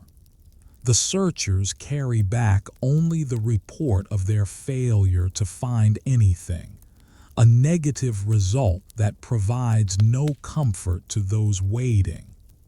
The northern party remains missing, their fate unknown, their location beyond the reach of rescue efforts. A second search party follows the first, taking a slightly different route in hopes of intersecting any variation from the expected return path. This party too returns without success, having found only the endless ice and the silence that fills it. The season advances relentlessly. The brief polar summer yields to autumn, the temperatures dropping, the light diminishing. Soon the ice will lock tight for winter, travel will become impossible, and any hope of finding the missing party before spring will end. The expedition faces the prospect of wintering without knowing the fate of their leader and his companions. The journals record the search efforts in careful detail. Each party's route is mapped, each day's observations noted, each decision documented. These records will become important later, when questions are asked about what was done and what might have been done differently. For now, they serve primarily as evidence of effort, of the attempt to find answers that the ice refuses to give. Provisions for the station are reassessed in light of the extended timeline. The expedition planned for 2 years, but the uncertainty about the northern party adds complexity to the calculations. Search parties consume supplies. Reduced rations may become necessary. The mathematics of survival in polar conditions does not allow for sentiment. The men prepare the station for winter with heavy hearts. The huts are inspected and repaired where necessary. The supply caches are reorganized and protected. The scientific instruments are checked and calibrated for another season of observations. The work must continue regardless of what has happened in the north. The dogs that searched are rested and fed, their strength preserved for whatever spring may require. The sledges are stored with care, ready to be deployed again when conditions allow. The maps from the summer's successful journeys are compiled and refined, the work proceeding even as its leader remains missing. Autumn deepens toward the darkness of another polar night. The search parties return with only questions, and the camp settles into another long wait. The sun descends toward the horizon with the familiar slowness of polar autumn, each day's light shorter than the last, the shadows lengthening toward the second long darkness of the expedition's stay. The men who gathered here more than a year ago now face another winter, but this one carries a weight that the first did not. 3 of their companions are missing. The northern party, Mylius-Erichsen, Hagen, and Bronlund, has not returned, and the search efforts of autumn found no trace of them. The men remaining at Danmarkshaven must now endure the polar night without knowing whether their leader and his companions are alive or lost, sheltered somewhere waiting for rescue or beyond any help that could be sent. The routines of winter resume, their familiarity providing structure that the circumstances make necessary. Meals are prepared and shared at regular hours. Scientific observations continue without interruption, the meteorological records extending into their second year. The lamps are lit according to schedule, their amber glow filling the spaces where conversation has become more subdued. The uncertainty affects different men differently. Some throw themselves into work, finding in activity a refuge from thoughts they cannot resolve. Others grow quieter, their attention turning inward, their contributions to the communal life of the station diminished. The expedition's doctor watches for signs of difficulty, offers what support he can, maintains the physical and psychological health of the party as best as circumstances allow. Letters are written to families at home, though the letters cannot be sent until the ship returns to Denmark. These letters must explain what has happened and what has not happened, must convey concern without panic, must acknowledge uncertainty without abandoning hope.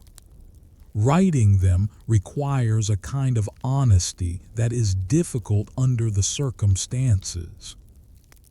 The scientific work provides purpose that transcends the personal tragedy unfolding alongside it.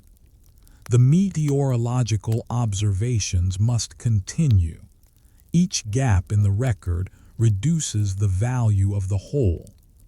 The specimens collected during summer must be preserved and catalogued. The maps from the successful sledge journeys must be refined and integrated. This is the work the expedition came to do, and it must be completed regardless of loss. The journals kept by individual expedition members take on different character during this second winter. Where the first winter's entries often described novelty and discovery, the second winter's entries grapple with waiting and uncertainty. The men record their hopes and fears, their speculation about what might have happened, their determination to search again when spring returns. The dogs remain healthy, fed and sheltered through the winter darkness, their strength preserved for the journeys that spring will bring.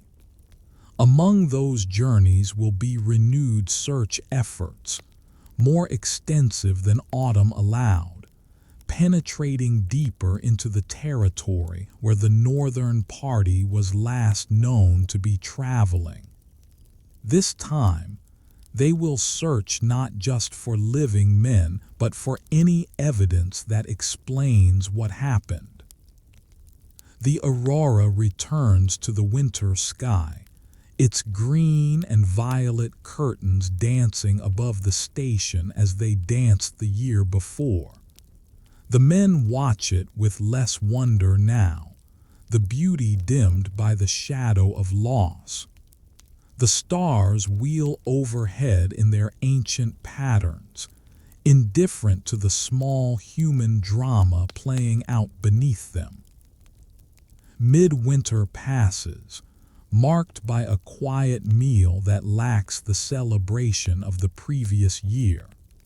The shortest day yields to days that grow incrementally longer, the sun climbing fractionally closer to the horizon with each passing week. The promise of returning light brings with it the promise of renewed search, of answers that may finally be found. The men wait, as they have waited before, for the season of action to return. Another winter descends, and the lanterns burn a little longer each evening.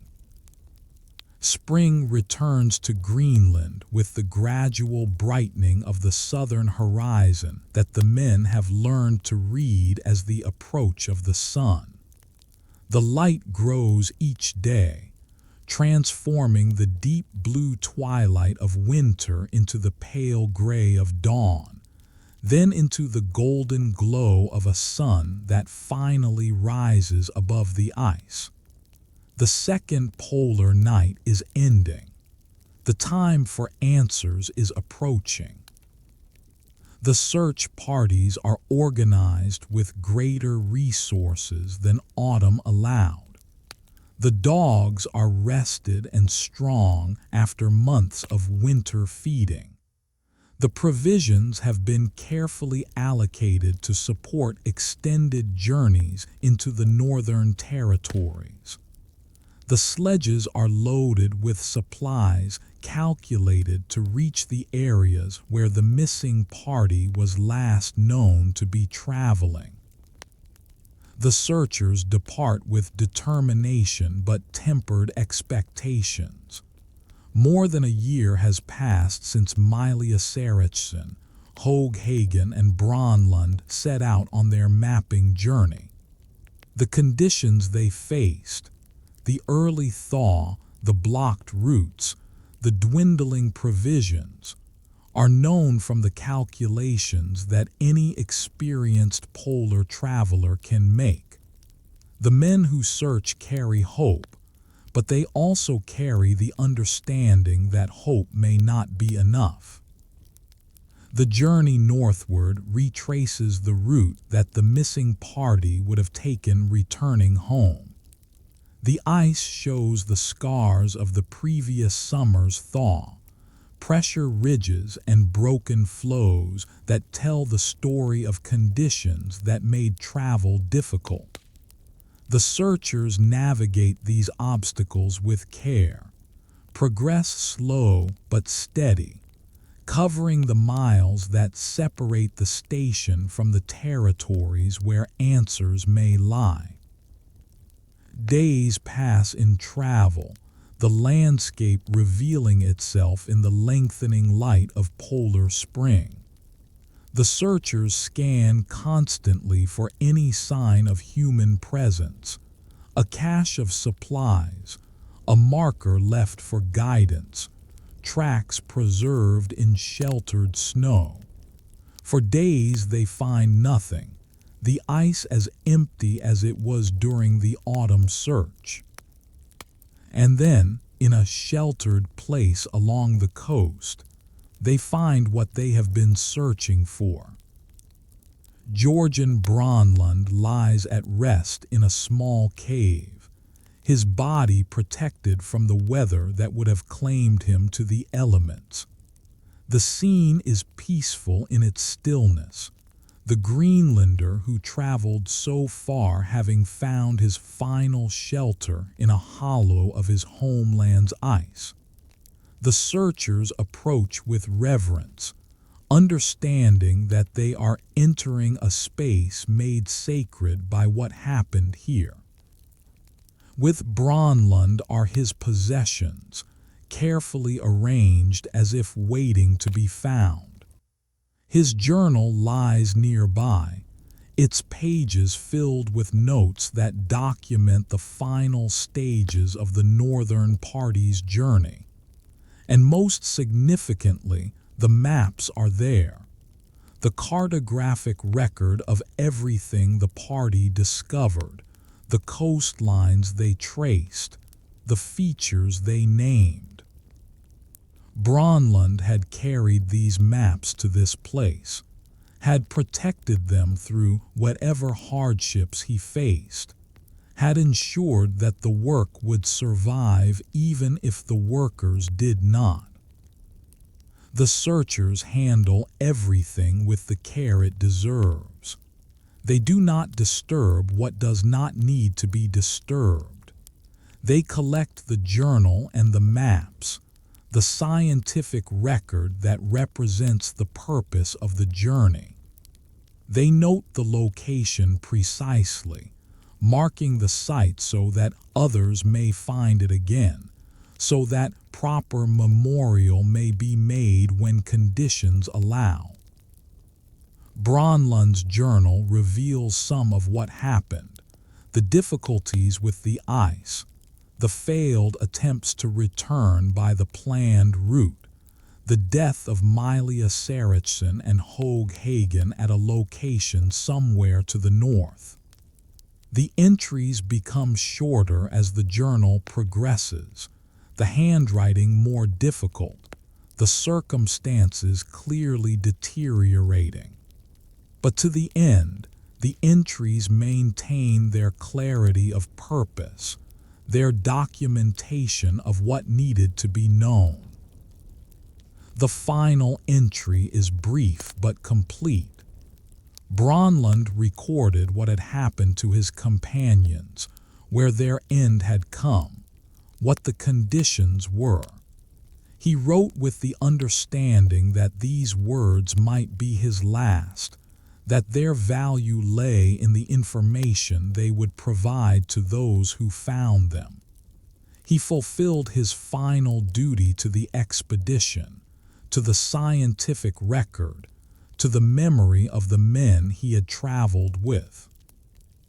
The searchers rest briefly at the site, their own emotions held in check by the necessities of the work remaining. Then they prepare for the journey back to Danmarkshaven, carrying with them the materials that will help the expedition understand what happened and complete the work that was begun. In the shelter of a small cave, Georgian Greenland had completed his final task, and his message waited for those who came after. The journal and maps recovered from Greenland are examined with careful attention at Danmarkshaven, the expedition's remaining members gathering to understand what these documents reveal. The handwriting is Greenland's, familiar from the records he kept throughout the expedition, but the content speaks of experiences that the men at the station can only imagine. The story emerges in fragments, pieced together from entries that become increasingly sparse as the conditions worsened. The Northern Party had traveled far beyond their planned route, discovering coastal features of genuine scientific significance.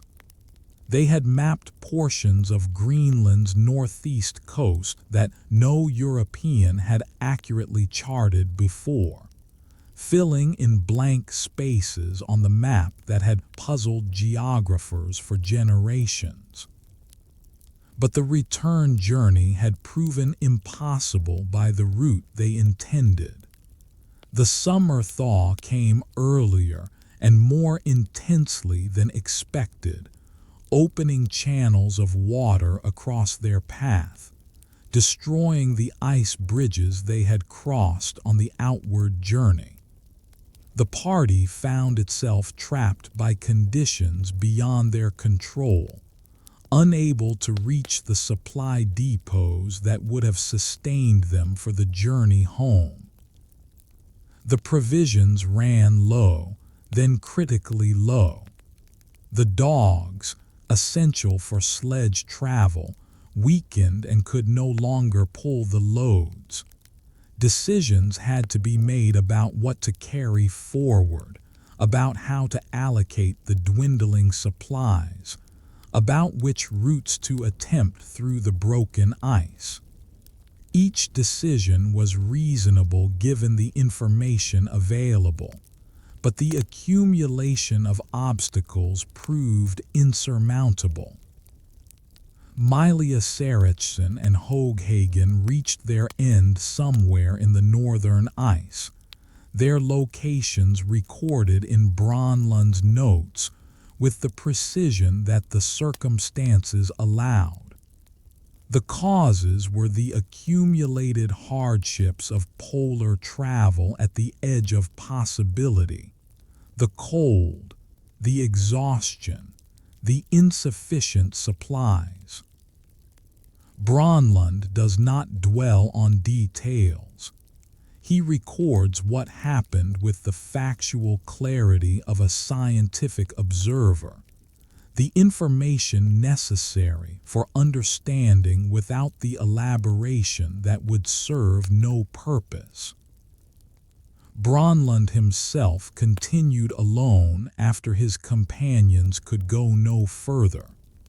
He carried the journals and maps that represented the expedition's scientific achievement, understanding that their value justified whatever effort was required to preserve them.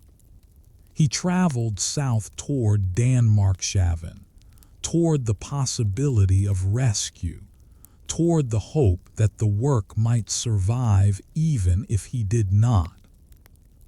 The distance was too great. The conditions were too severe. Greenland reached the cave where he was found, unable to continue further, his strength exhausted by the journey he had undertaken. But before the end, he wrote his final entry, recording what had happened and where, ensuring that those who found him would understand. The maps he carried are examined with particular attention. They show coastlines that no previous chart had accurately depicted, features named and positioned with the care that Hooghagen's cartographic training demanded. The work is complete, or as complete as the circumstances allowed.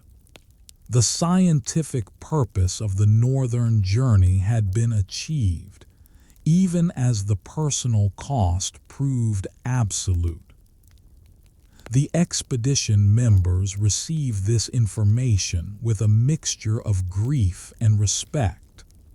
They have lost their leader, their cartographer, their Greenlandic companion, 3 men who embodied different aspects of the expedition's purpose and capability. But they have also gained the knowledge that the men died pursuing, the cartographic record that justifies the sacrifice required to obtain it. The maps will be published. The coastlines will appear on charts used by future navigators. The names assigned by the Northern Party will persist in the geography of Greenland for generations to come. This is the legacy that Bronlund's final act preserved, the meaning that emerges from the loss. His words, written with frozen fingers, tell us what we need to know, and his maps, protected to the last, complete the work.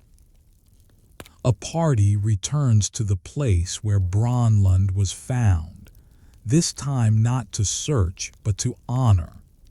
They carry materials for a simple memorial, a cairn of stones that will mark the site where the Greenlander completed his final journey. The work is done in silence for the most part, the men understanding that words are insufficient for the purpose. The stones are gathered from the surrounding landscape, carried to the cave's entrance, stacked with care into a monument that will withstand the weather of years to come. It is not elaborate. Polar conditions do not allow for elaboration, but it is solid, permanent, a marker that future travelers will recognize as significant. Similar memorials will be needed for Mylius-Erichsen and Hagen, but their locations are more remote, the journey to reach them more difficult.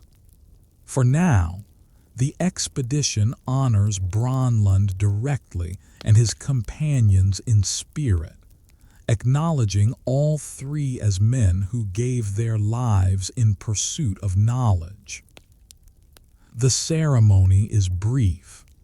A few words are spoken, formal acknowledgement of what these men accomplished and what they sacrificed.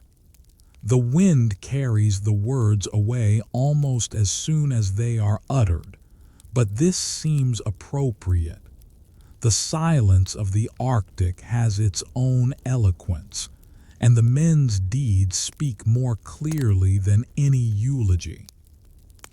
The expedition members stand for a long moment at the completed cairn, each processing the loss according to his own nature. Some bow their heads in prayer or reflection. Others simply look out across the ice, toward the territories where their companions traveled and where two of them remain. The landscape offers no comfort, only its vast indifference, but there is something in that indifference that feels appropriate. The return journey to Danmarkshaven is quiet. The men travel in contemplation, the significance of what they have witnessed settling into understanding. The expedition has changed character now, no longer an active exploration led by Mylius-Erichsen, but a memorial mission completing the work he began and honoring the memory of those who did not return. At the station, the journal and maps are prepared for the journey back to Denmark. These materials must be protected against all hazards, their value too great to risk. They are wrapped carefully, stored securely, their survival ensured by the same attention to detail that the expedition has applied to everything. The remaining scientific work continues. The meteorological observations extend into their final months, the record now spanning nearly 2 full years. The specimens collected are inventoried and packed for transport. The maps from all the sledge journeys are compiled and cross-referenced, building the comprehensive record that will be the expedition's published legacy. The men work with purpose that transcends personal loss. They understand that completing the mission is the best tribute they can offer to those who died pursuing it. The work matters. It mattered enough that 3 men gave their lives for it. Honoring them requires seeing it through. The ship will come with the summer's thaw, returning them to Denmark with their materials, their records, and their memories. Until then, they wait and work, the cairn on the northern coast standing silent guard over Greenland's rest. In the great silence of the north, they stand for a long moment, and the wind carries no words, only presence. The Danmark breaks free from the ice that has held her for 2 years, her hull groaning as the frozen embrace releases. The engines turn over. The propeller bites into water that flows once again around the ship, and slowly, steadily, the vessel moves away from the anchorage that has been home. Danmarkshaven recedes behind them, the huts and buildings growing smaller with distance until they disappear entirely, absorbed by the landscape that will reclaim them in time. The work of the expedition is done here. What remains is the journey home and the sharing of what was learned. The ship carries the complete records of 2 years of scientific observation, meteorological data spanning thousands of readings, tracking conditions through polar night and midnight sun, biological specimens collected from locations no European scientists had previously studied, geological samples, photographs, journals, the accumulated material of comprehensive polar research. And the ship carries the maps, the coastlines traced by Høeg Hagen and verified by Greenland's final preservation, the features named and positioned, the blank spaces filled in with the careful lines of cartographic representation. This is the expedition's primary achievement, the knowledge purchased at such cost, now returning to civilization where it can be shared. The crew is smaller than it was. 3 men do not sail with them, their absence a presence that fills the ship as completely as any cargo. The remaining expedition members carry their memories of Mylius-Erichsen's leadership, Høeg Hagen's cartographic precision, Greenland's deep knowledge of the land. These memories will inform how the expedition's story is told, how the achievements are presented, how the losses are honored. The voyage south reverses the journey of 2 years ago.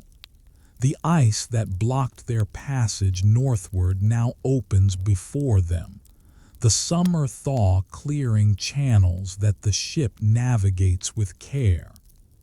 The Greenland coast passes slowly by, familiar now in its features, known in ways that it was not known before the expedition's work. The open ocean welcomes them with swells that some aboard have not felt for 2 years. The ship rolls in the rhythm of the Atlantic, a rhythm quite different from the stillness of ice-locked harbor. Some men find the motion unsettling after so long on stable ground. Others welcome it as the first tangible sign that they are returning to the world they left behind. The stars shift as they travel south, the constellations rotating toward configurations familiar from Danish skis. The polar star drops lower on the horizon with each day's progress, the heavens themselves acknowledging the change in latitude. Day and night resume their normal rhythm, the constant light of polar summer giving way to the alternation that governs ordinary life.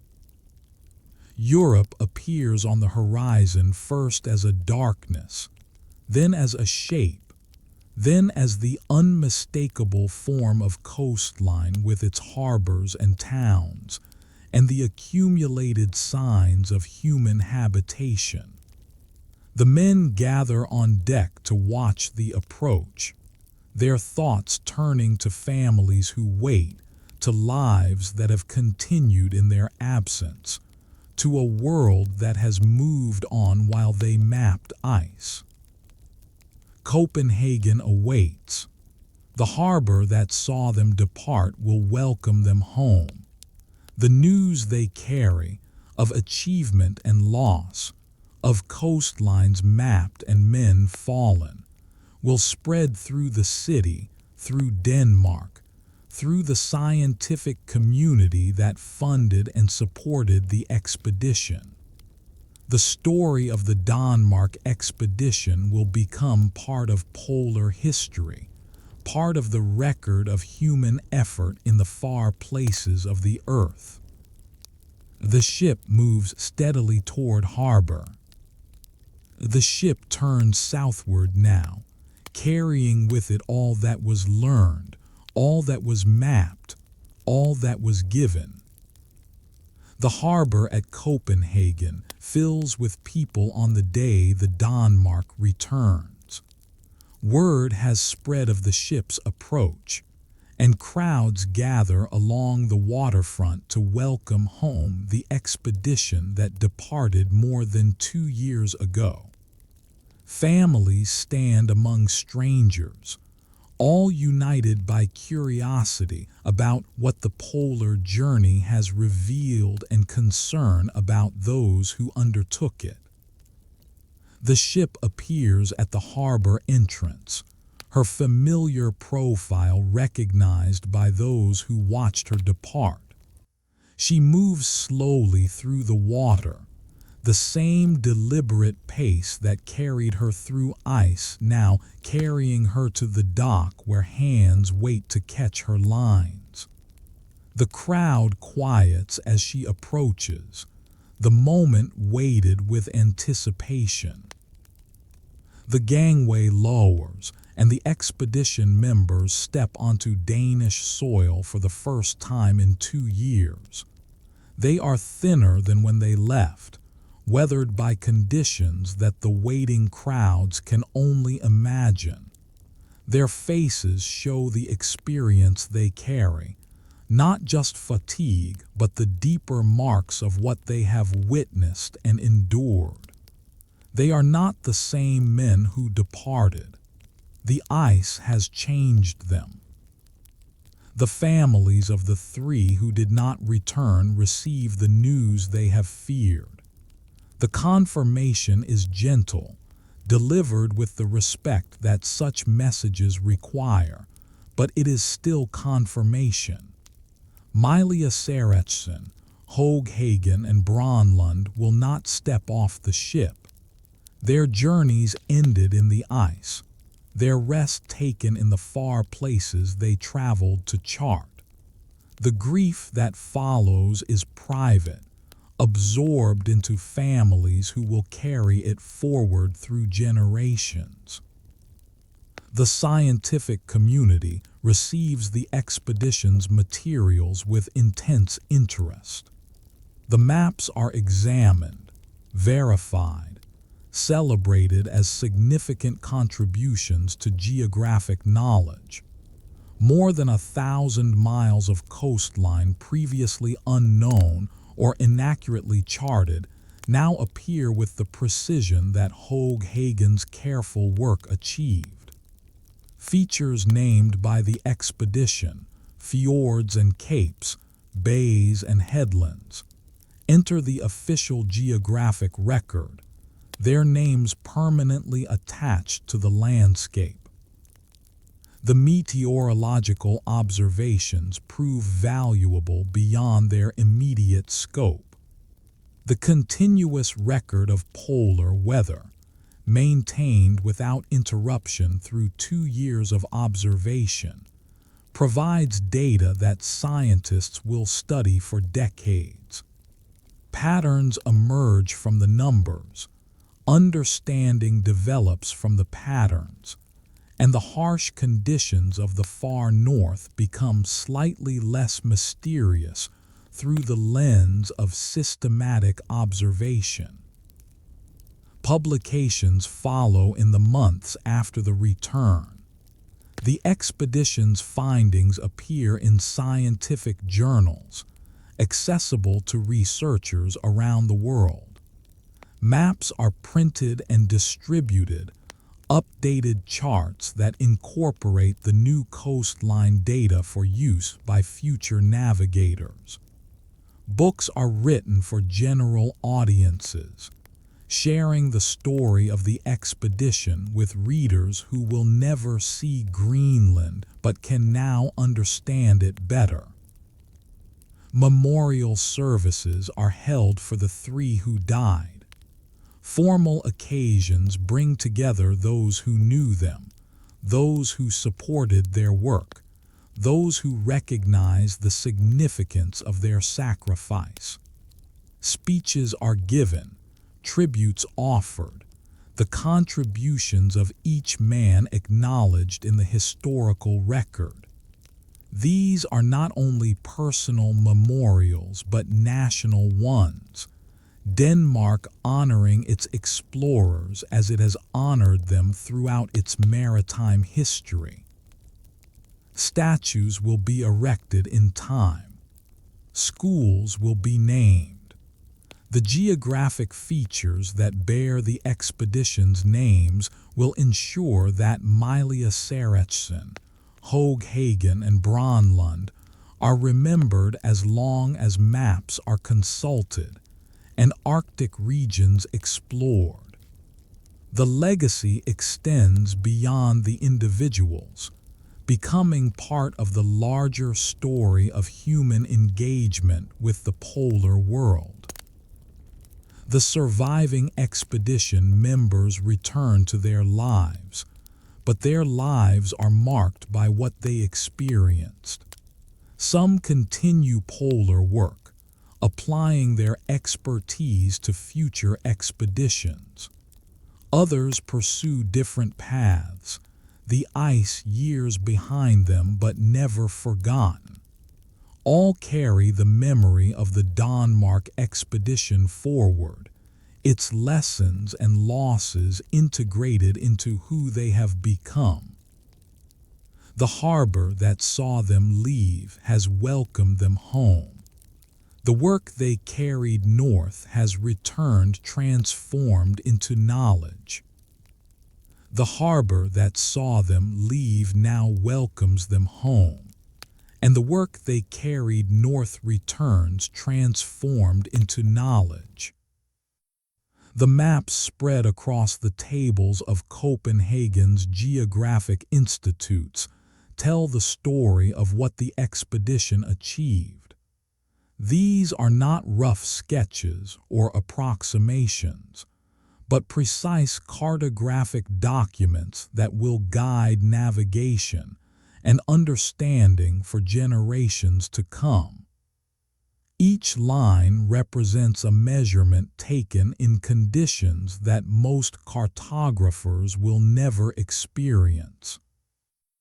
Each notation reflects observations made with frozen fingers, recorded in notebooks that traveled hundreds of miles across polar ice.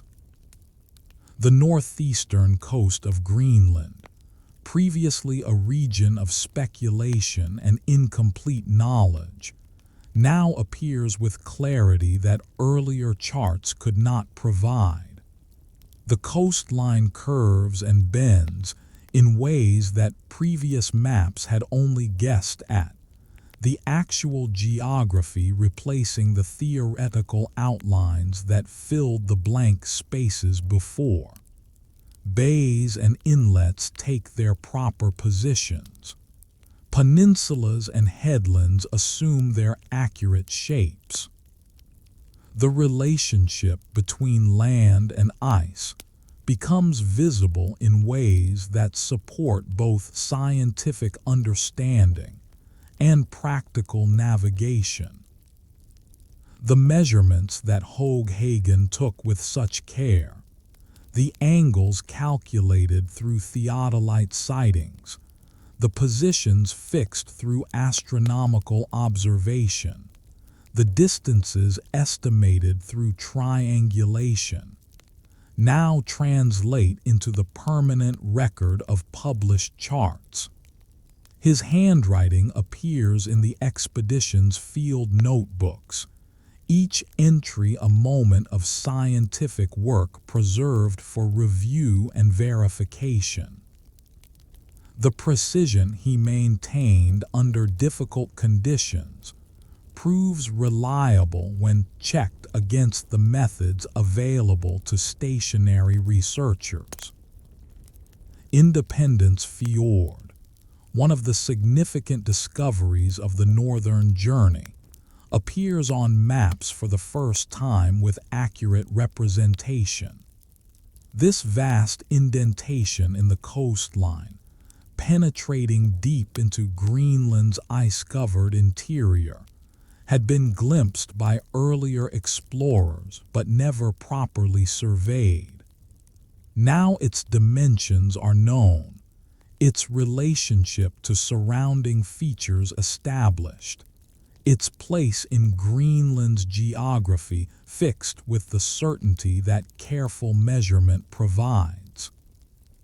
The names assigned by the expedition become permanent fixtures of Arctic cartography.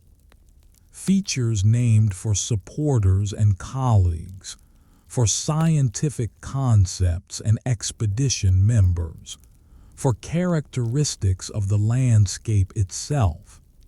These names appear on official charts and remain there through all subsequent revisions. Later explorers navigating these waters will use the names that Mylius-Erichsen and his companions assigned, their choices persisting long after the individuals themselves have passed from living memory. The scientific community assesses the expedition's cartographic contribution as substantial. More than 1,000 miles of previously unknown or inaccurately charted coastline now appears with the detail necessary for practical use. The charts produced from the expedition's data will serve as the foundation for all subsequent mapping of the region, each later survey building upon the baseline that the Denmark expedition established. Copies of the maps circulate to geographic societies and research institutions around the world.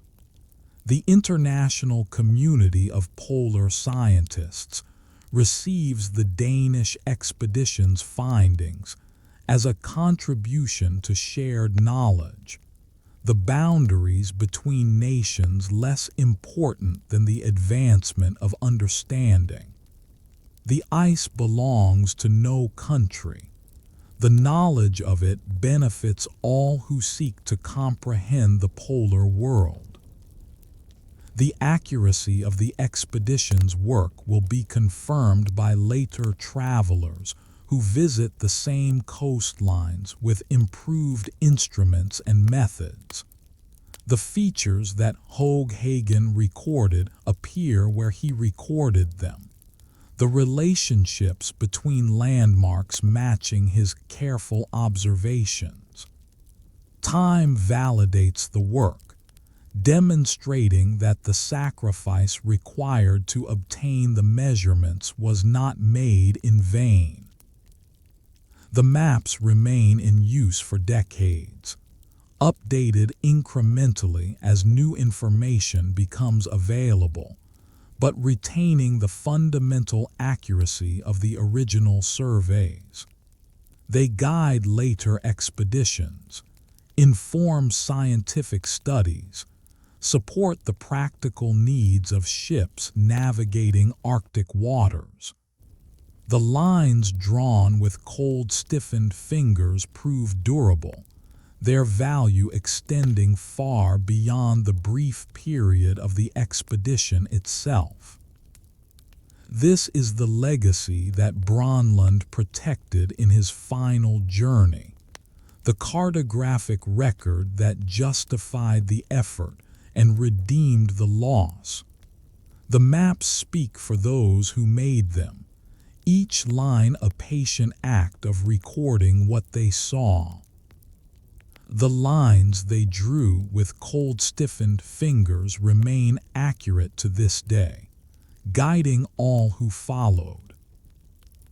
The Denmark expedition took place during what historians would later call the heroic age of Antarctic and Arctic exploration. In the decades surrounding the turn of the 20th century, expeditions from many nations pressed into the polar regions, driven by a combination of scientific curiosity, national pride, and the human desire to know what lies beyond the familiar horizon.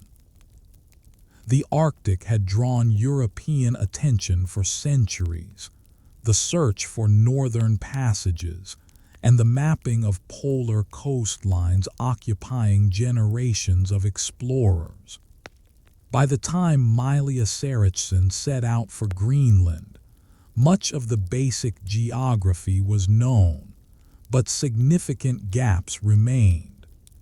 The northeastern coast of Greenland represented one of these gaps, a region glimpsed from a distance, speculated about on charts, but never systematically surveyed. Other nations mounted their own polar expeditions during this period. Norwegian explorers pushed toward both poles, their expertise in ice travel and their carefully planned logistics making them particularly successful. British expeditions ventured into Antarctic regions, their experiences ranging from triumph to tragedy. American explorers sought the North Pole itself, their claims and counterclaims generating controversy that would persist for decades. Each expedition added something to the collective understanding, each success and failure teaching lessons that informed subsequent attempts. The scientific methods employed by polar expeditions evolved steadily during this era. Instruments improved, becoming more accurate and more portable. Techniques for calculating position became more reliable, allowing explorers to fix their locations with increasing precision. The understanding of polar conditions, weather patterns, ice behavior, the needs of human bodies in extreme cold, accumulated through the shared experience of multiple expeditions from multiple nations. The Denmark expedition contributed to this international body of knowledge in several ways. The meteorological observations maintained throughout the 2-year stay provided data that complemented observations from other polar stations, helping scientists understand the larger patterns of Arctic weather. The biological specimens collected added to the understanding of polar ecosystems, their study continuing long after the expedition returned. and the cartographic work filled in one of the remaining blank spaces on the map, completing a portion of the global survey that all polar nations were collectively pursuing. The human cost of polar exploration during this era was substantial. Many expeditions ended in loss, their members claimed by the conditions they sought to study. The Denmark expedition's 3 deaths were part of a larger pattern, a reminder that the polar regions demanded respect that preparation alone could not guarantee. The ice was indifferent to courage or skill. It simply presented conditions that sometimes exceeded human capability to endure. Yet the expeditions continued, the losses accepted as the price of knowledge that could not be obtained otherwise. The men who ventured into polar regions understood the risks they faced.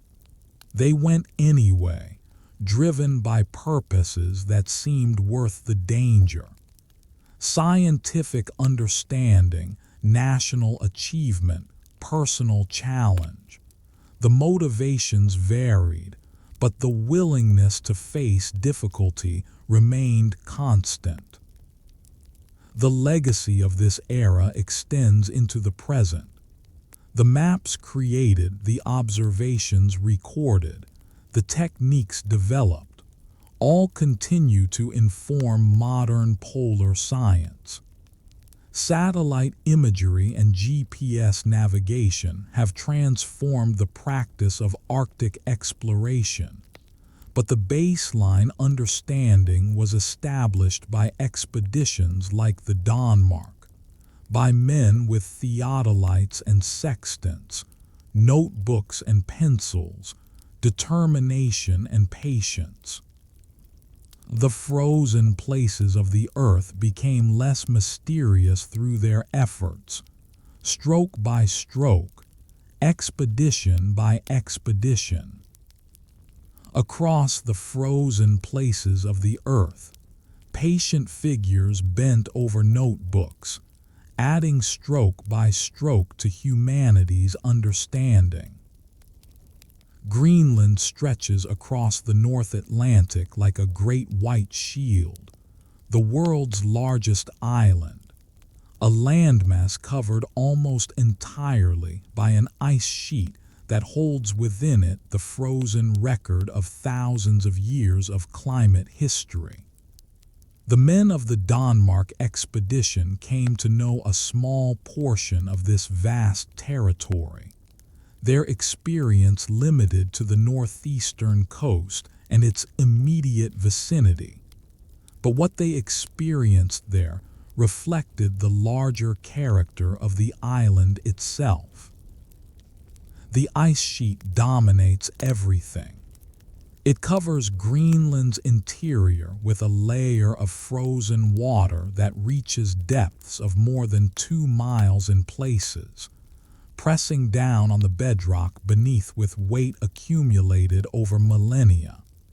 From the edges of this sheet, glaciers flow outward toward the sea, rivers of ice moving at speeds measured in feet per year, carrying the accumulated snow of the interior toward the coastlines where icebergs calve into the ocean.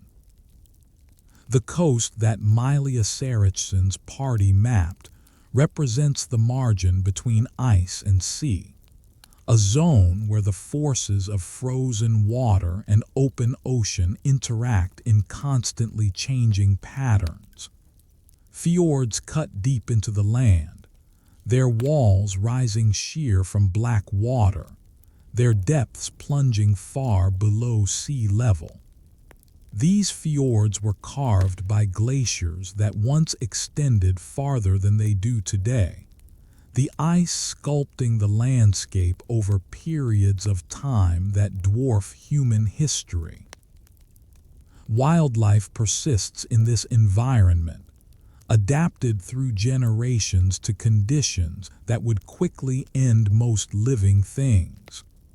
Musk oxen graze on the sparse vegetation that summer briefly reveals, their thick coats protection against cold that would freeze an unprotected animal within hours. Arctic foxes hunt the smaller creatures that share their world, their white winter coats providing camouflage against the snow. Seabirds nest in colonies along the cliffs, their numbers darkening the sky when they rise together, their calls filling the air with the sounds of life in a place that often seems lifeless. The sea around Greenland teems with life invisible from the surface. Seals haul out on ice floes, their dark eyes watching for the polar bears that hunt them. Fish swim in waters cold enough to preserve them indefinitely if caught and exposed to the air. The marine ecosystem supports the larger animals that indigenous peoples have hunted for thousands of years. The relationship between human and environment adapted to conditions that European technology struggled to match. The Inuit peoples who lived in Greenland before European contact developed technologies and techniques perfectly suited to their environment. Clothing made from animal skins provided insulation that manufactured fabrics could not equal. Kayaks and umiaks allowed travel across waters that wooden ships found dangerous. Dog sledges carried hunters across ice too vast for walking. The knowledge accumulated over generations represented a form of expertise that expeditions like Mylius-Erichsen sought to learn from. Recognizing that survival in polar conditions required more than European training could provide. Georgian Bronlund embodied this indigenous knowledge within the Danish expedition. His skills with dogs, his understanding of ice conditions, his ability to read weather and terrain, these came from a heritage that stretched back long before any European set foot on Greenland's shores. His presence on the northern journey represented more than individual expertise. It represented the meeting of two traditions of polar knowledge, European scientific methods and indigenous practical understanding, combining in the work of exploration. The land itself remains largely unchanged by human presence. The expedition's huts at Danmarkshaven have long since been reclaimed by weather, their boards scattered or buried, their brief presence erased by the forces that shaped the landscape long before humans arrived. The cairn marking Bronlund's resting place still stands, maintained by later visitors who recognize its significance, but the ice around it continues its ancient movements, indifferent to the small human story it witnessed. Greenland endures in its rhythms of light and darkness, cold and relative warmth, ice advancing and ice retreating. The coastlines mapped by the Danmark expedition continue to shift incrementally as glaciers respond to conditions that change across decades and centuries. The maps remain useful guides to a landscape that moves more slowly than human perception can easily detect, accurate enough for practical purposes, though nothing in the polar world remains truly fixed. The land continues its ancient work. The land they walked continues in its ancient rhythms, ice advancing, ice retreating, light returning, darkness falling, year upon year. Ludwig Mylius-Erichsen came to polar exploration through a path that combined journalism, anthropology, and a genuine curiosity about the peoples and places of the far north. Born in 1872, he developed an interest in Greenland that went beyond the abstract study of maps and expedition accounts. He wanted to understand the land and its people directly, through experience rather than reading alone. His earlier expeditions to Greenland introduced him to the Inuit communities, whose knowledge of ice travel he deeply respected. He learned their language, studied their techniques, adopted their methods where they proved superior to European approaches. This respect for indigenous knowledge shaped his approach to the Denmark expedition, informing decisions about equipment, personnel, and methods that would prove valuable throughout the 2-year journey. As a leader, Mylius-Erichsen combined vision with practicality. He understood the scientific objectives that justified the expedition's funding and the ambitious goals that would make it meaningful. But he also understood that achieving those objectives required attention to details that less experienced leaders might overlook: the logistics of supply, the maintenance of morale, the careful management of resources that could not be replaced once the ship departed. Those who served under him on the Denmark expedition remembered a man who led by example rather than command. He worked alongside his men when work needed doing, shared their hardships rather than claiming privilege, made decisions through consultation rather than dictation. This approach built the trust necessary for an isolated group to function effectively through 2 years of demanding conditions. His journals, recovered and published after the expedition's return, reveal a mind that remained curious and observant even under difficulty. He recorded not just the scientific data that the expedition required, but the personal observations that make his writings valuable as literature as well as documentation. The landscape, the wildlife, the play of light across ice, these appear in his pages with the attention of someone who found genuine wonder in the world he explored. The decision to push the northern journey as far as conditions allowed reflected both his scientific ambition and his assessment of what his small party could achieve. The objectives were significant: mapping coastline that no European had surveyed, gathering observations that would fill important gaps in geographic knowledge.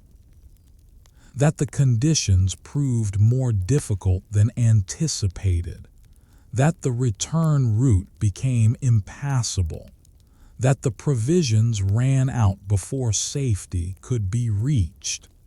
These outcomes followed from decisions that seemed reasonable at the time, based on information that could not predict what actually occurred. Memorial tributes followed in the years after the expedition's return. Denmark honored Mylius-Erichsen as an explorer who embodied the nation's tradition of polar achievement, his name joining those of earlier Danish explorers who had contributed to Arctic knowledge.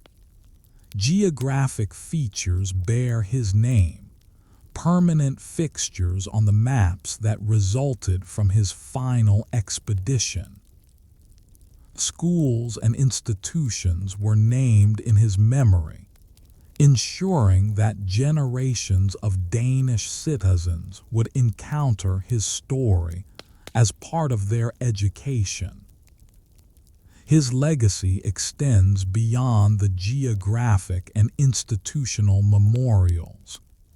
The approach to exploration he represented, combining scientific rigor with respect for indigenous knowledge, pursuing ambitious goals while attending to practical necessities, leading through example rather than authority, influenced later expeditions and remains relevant to polar research today.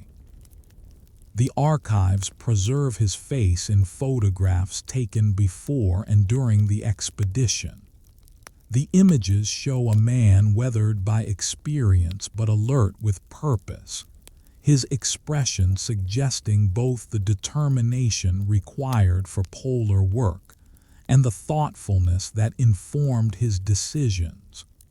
The photographs cannot convey what his companions remembered: the sound of his voice, the quality of his presence, the particular way he approached the challenges they faced together, but they preserve something of the man who led them north. His words remain on pages he carefully filled. In the quiet of the archives, his face looks out from photographs, and his words remain on pages he carefully filled.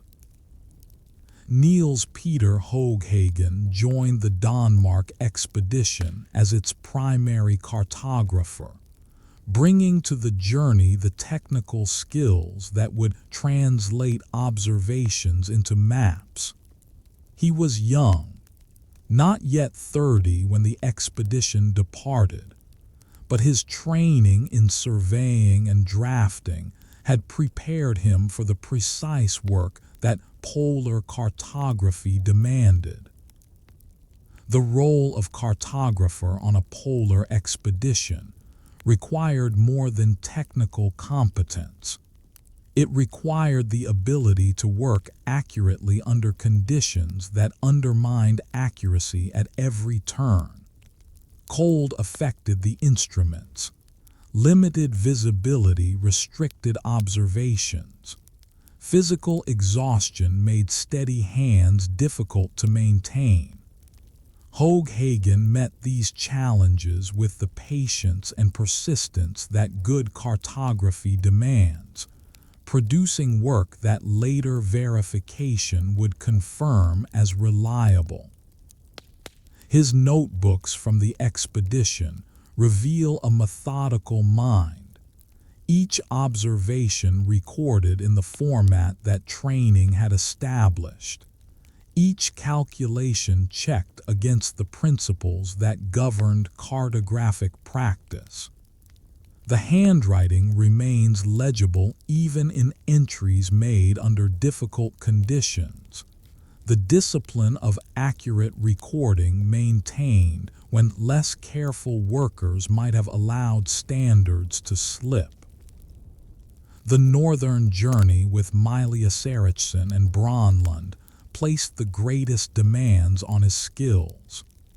The coastline they mapped had never been accurately surveyed, meaning that every observation contributed original knowledge rather than merely confirming what others had recorded. The responsibility was significant. The accuracy of future charts would depend on the work he did in those cold, distant locations, and he rose to meet it. His companions on the northern journey appreciated his contributions.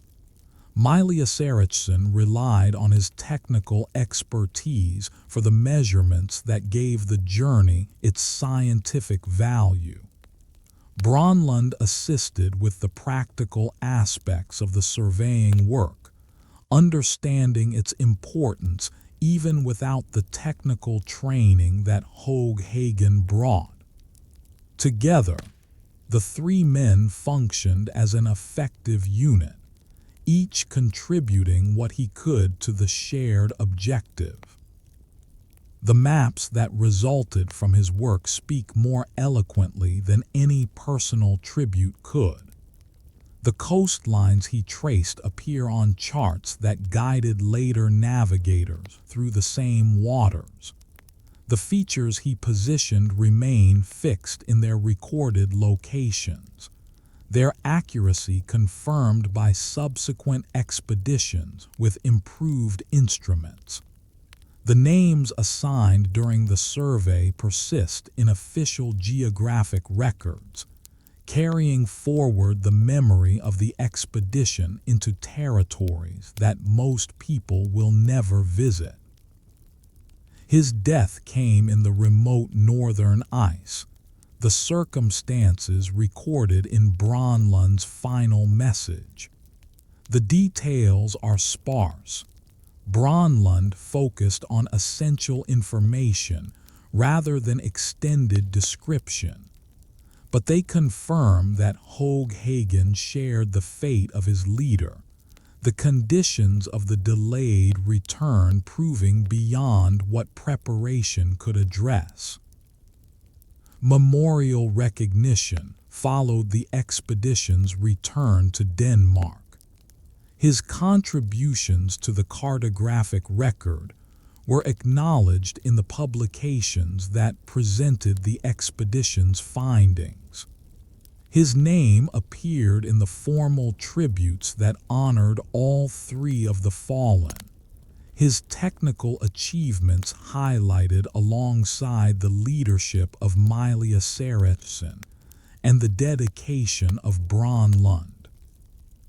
The maps he made continue to speak for him, each line a patient act of recording what he saw through the eyepiece of his theodolite, what he calculated from his careful measurements, what he sketched with pencil on paper that would return to civilization when he could not. The maps he made speak for him still, each line a patient act of recording what he saw. Georgian Greenland was Greenlandic, born in the land that the Denmark expedition came to map.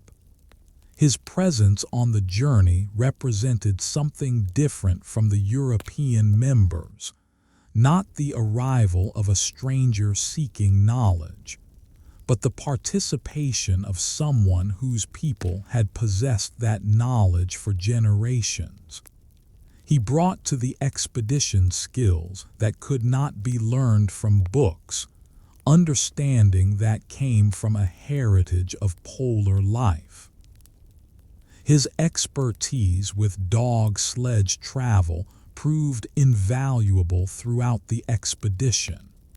He knew how to handle the teams, how to read their behavior for signs of fatigue or difficulty, how to maintain their effectiveness over the long journeys that the mapping work required. The European members learned from watching him, their own capabilities with the dogs improving through his example. His understanding of ice conditions exceeded what any of the Danish expedition members could claim. He read the surface for signs that indicated safety or danger, anticipated problems before they developed, found routes through difficult terrain that others might have deemed impassable. This knowledge, accumulated through a lifetime of polar experience, contributed directly to the expedition's ability to travel as far and as effectively as it did. On the northern journey with Mylius-Erichsen and Hagen, Greenland's skills became essential. The territory they entered was remote even by expedition standards, the conditions demanding the fullest application of everything he knew. He managed the dogs, navigated the ice, contributed to the practical needs of the journey, while his companions focused on the scientific work that provided the journey's purpose. When the return route became impassable and provisions ran low, Greenland's capabilities were tested beyond their limits, not because his skills failed, but because the circumstances exceeded what any skills could address. The early thaw, the blocked passages, the exhausted dogs, these were conditions that no amount of expertise could overcome. What he could do, and what he did, was persist as long as his strength allowed. His final journey, undertaken alone after his companions could go no further, demonstrated the determination that defined his character. He carried the expedition's maps and journals, understanding that their preservation mattered beyond his own survival. He traveled toward help that he could not quite reach, the distance too great for his remaining strength. But before the cold claimed him, he completed his final task. The message he left recorded what those who would find him needed to know. The fate of Mylius-Erichsen and Hagen, the location where they fell, the circumstances of the failed return. All this he wrote with the clarity that survival instincts might have directed elsewhere. His devotion to the mission extended to its very end, the information he recorded ensuring that the expedition's story could be understood and its achievements recognized. His resting place became a site of memorial, the cave where he was found marked by a cairn that later visitors have maintained. The location holds significance not only for the Denmark expedition, but for Greenland itself, a place where a Greenlander who had traveled with Europeans demonstrated loyalty and courage that transcended any boundaries of culture or nationality. Danish recognition of Greenland's contribution extended beyond the formal tributes that acknowledged all three fallen explorers. His name appears on maps of the region he helped to survey, geographic features bearing witness to his participation in the expedition's work. His message, preserved in Danish archives, has been reproduced and studied, its words a final testament to a man who understood what his role required and fulfilled it completely. In Greenland, his memory carries additional meaning. He represents the indigenous knowledge that made polar exploration possible, the expertise that European expeditions sought to acquire, the contribution that Greenlandic peoples made to the mapping of their own land. His story belongs to two histories, the Danish tradition of Arctic exploration and the Greenlandic tradition of polar life, and enriches both. He walked the ice of his homeland, and his final gift was the knowledge he carried back to the world. Georgian Greenland walked the ice of his homeland, and his final gift was the knowledge he carried back to the world. We have traveled far together through this account of the Denmark expedition, from the harbor at Copenhagen, where the journey began, to the northeastern coast of Greenland, where its most demanding work unfolded. We have followed 28 men across 2 years of polar experience. The voyage north, the establishment of winter camp, the long darkness and the returning light, the sledge journeys that fulfilled the expedition's purpose. 3 of those men did not return. Ludwig Mylius-Erichsen, the leader whose vision shaped the expedition. Niels Peter Hoag Hagen, the cartographer whose careful measurements became lasting maps. Jorgen Bronlund, the Greenlander whose knowledge and determination carried the expedition's records to where they could be found. Their work survives in the charts that still guide understanding of Greenland's northeastern coast. The coastlines they traced, the features they named, the observations they recorded, all these remain part of the geographic knowledge that subsequent generations have inherited and built upon. The blank spaces they filled are blank no longer. The expedition's surviving members returned to Copenhagen with the materials that documented 2 years of scientific work. The meteorological observations, the biological specimens, the cartographic records, all were preserved, published, made available to the international community of polar scientists. The loss of 3 lives was balanced, as much as such balance is possible, by the preservation of what those lives had worked to achieve. The ice continues its ancient movements in the far north, indifferent to the human stories that have unfolded upon its surface.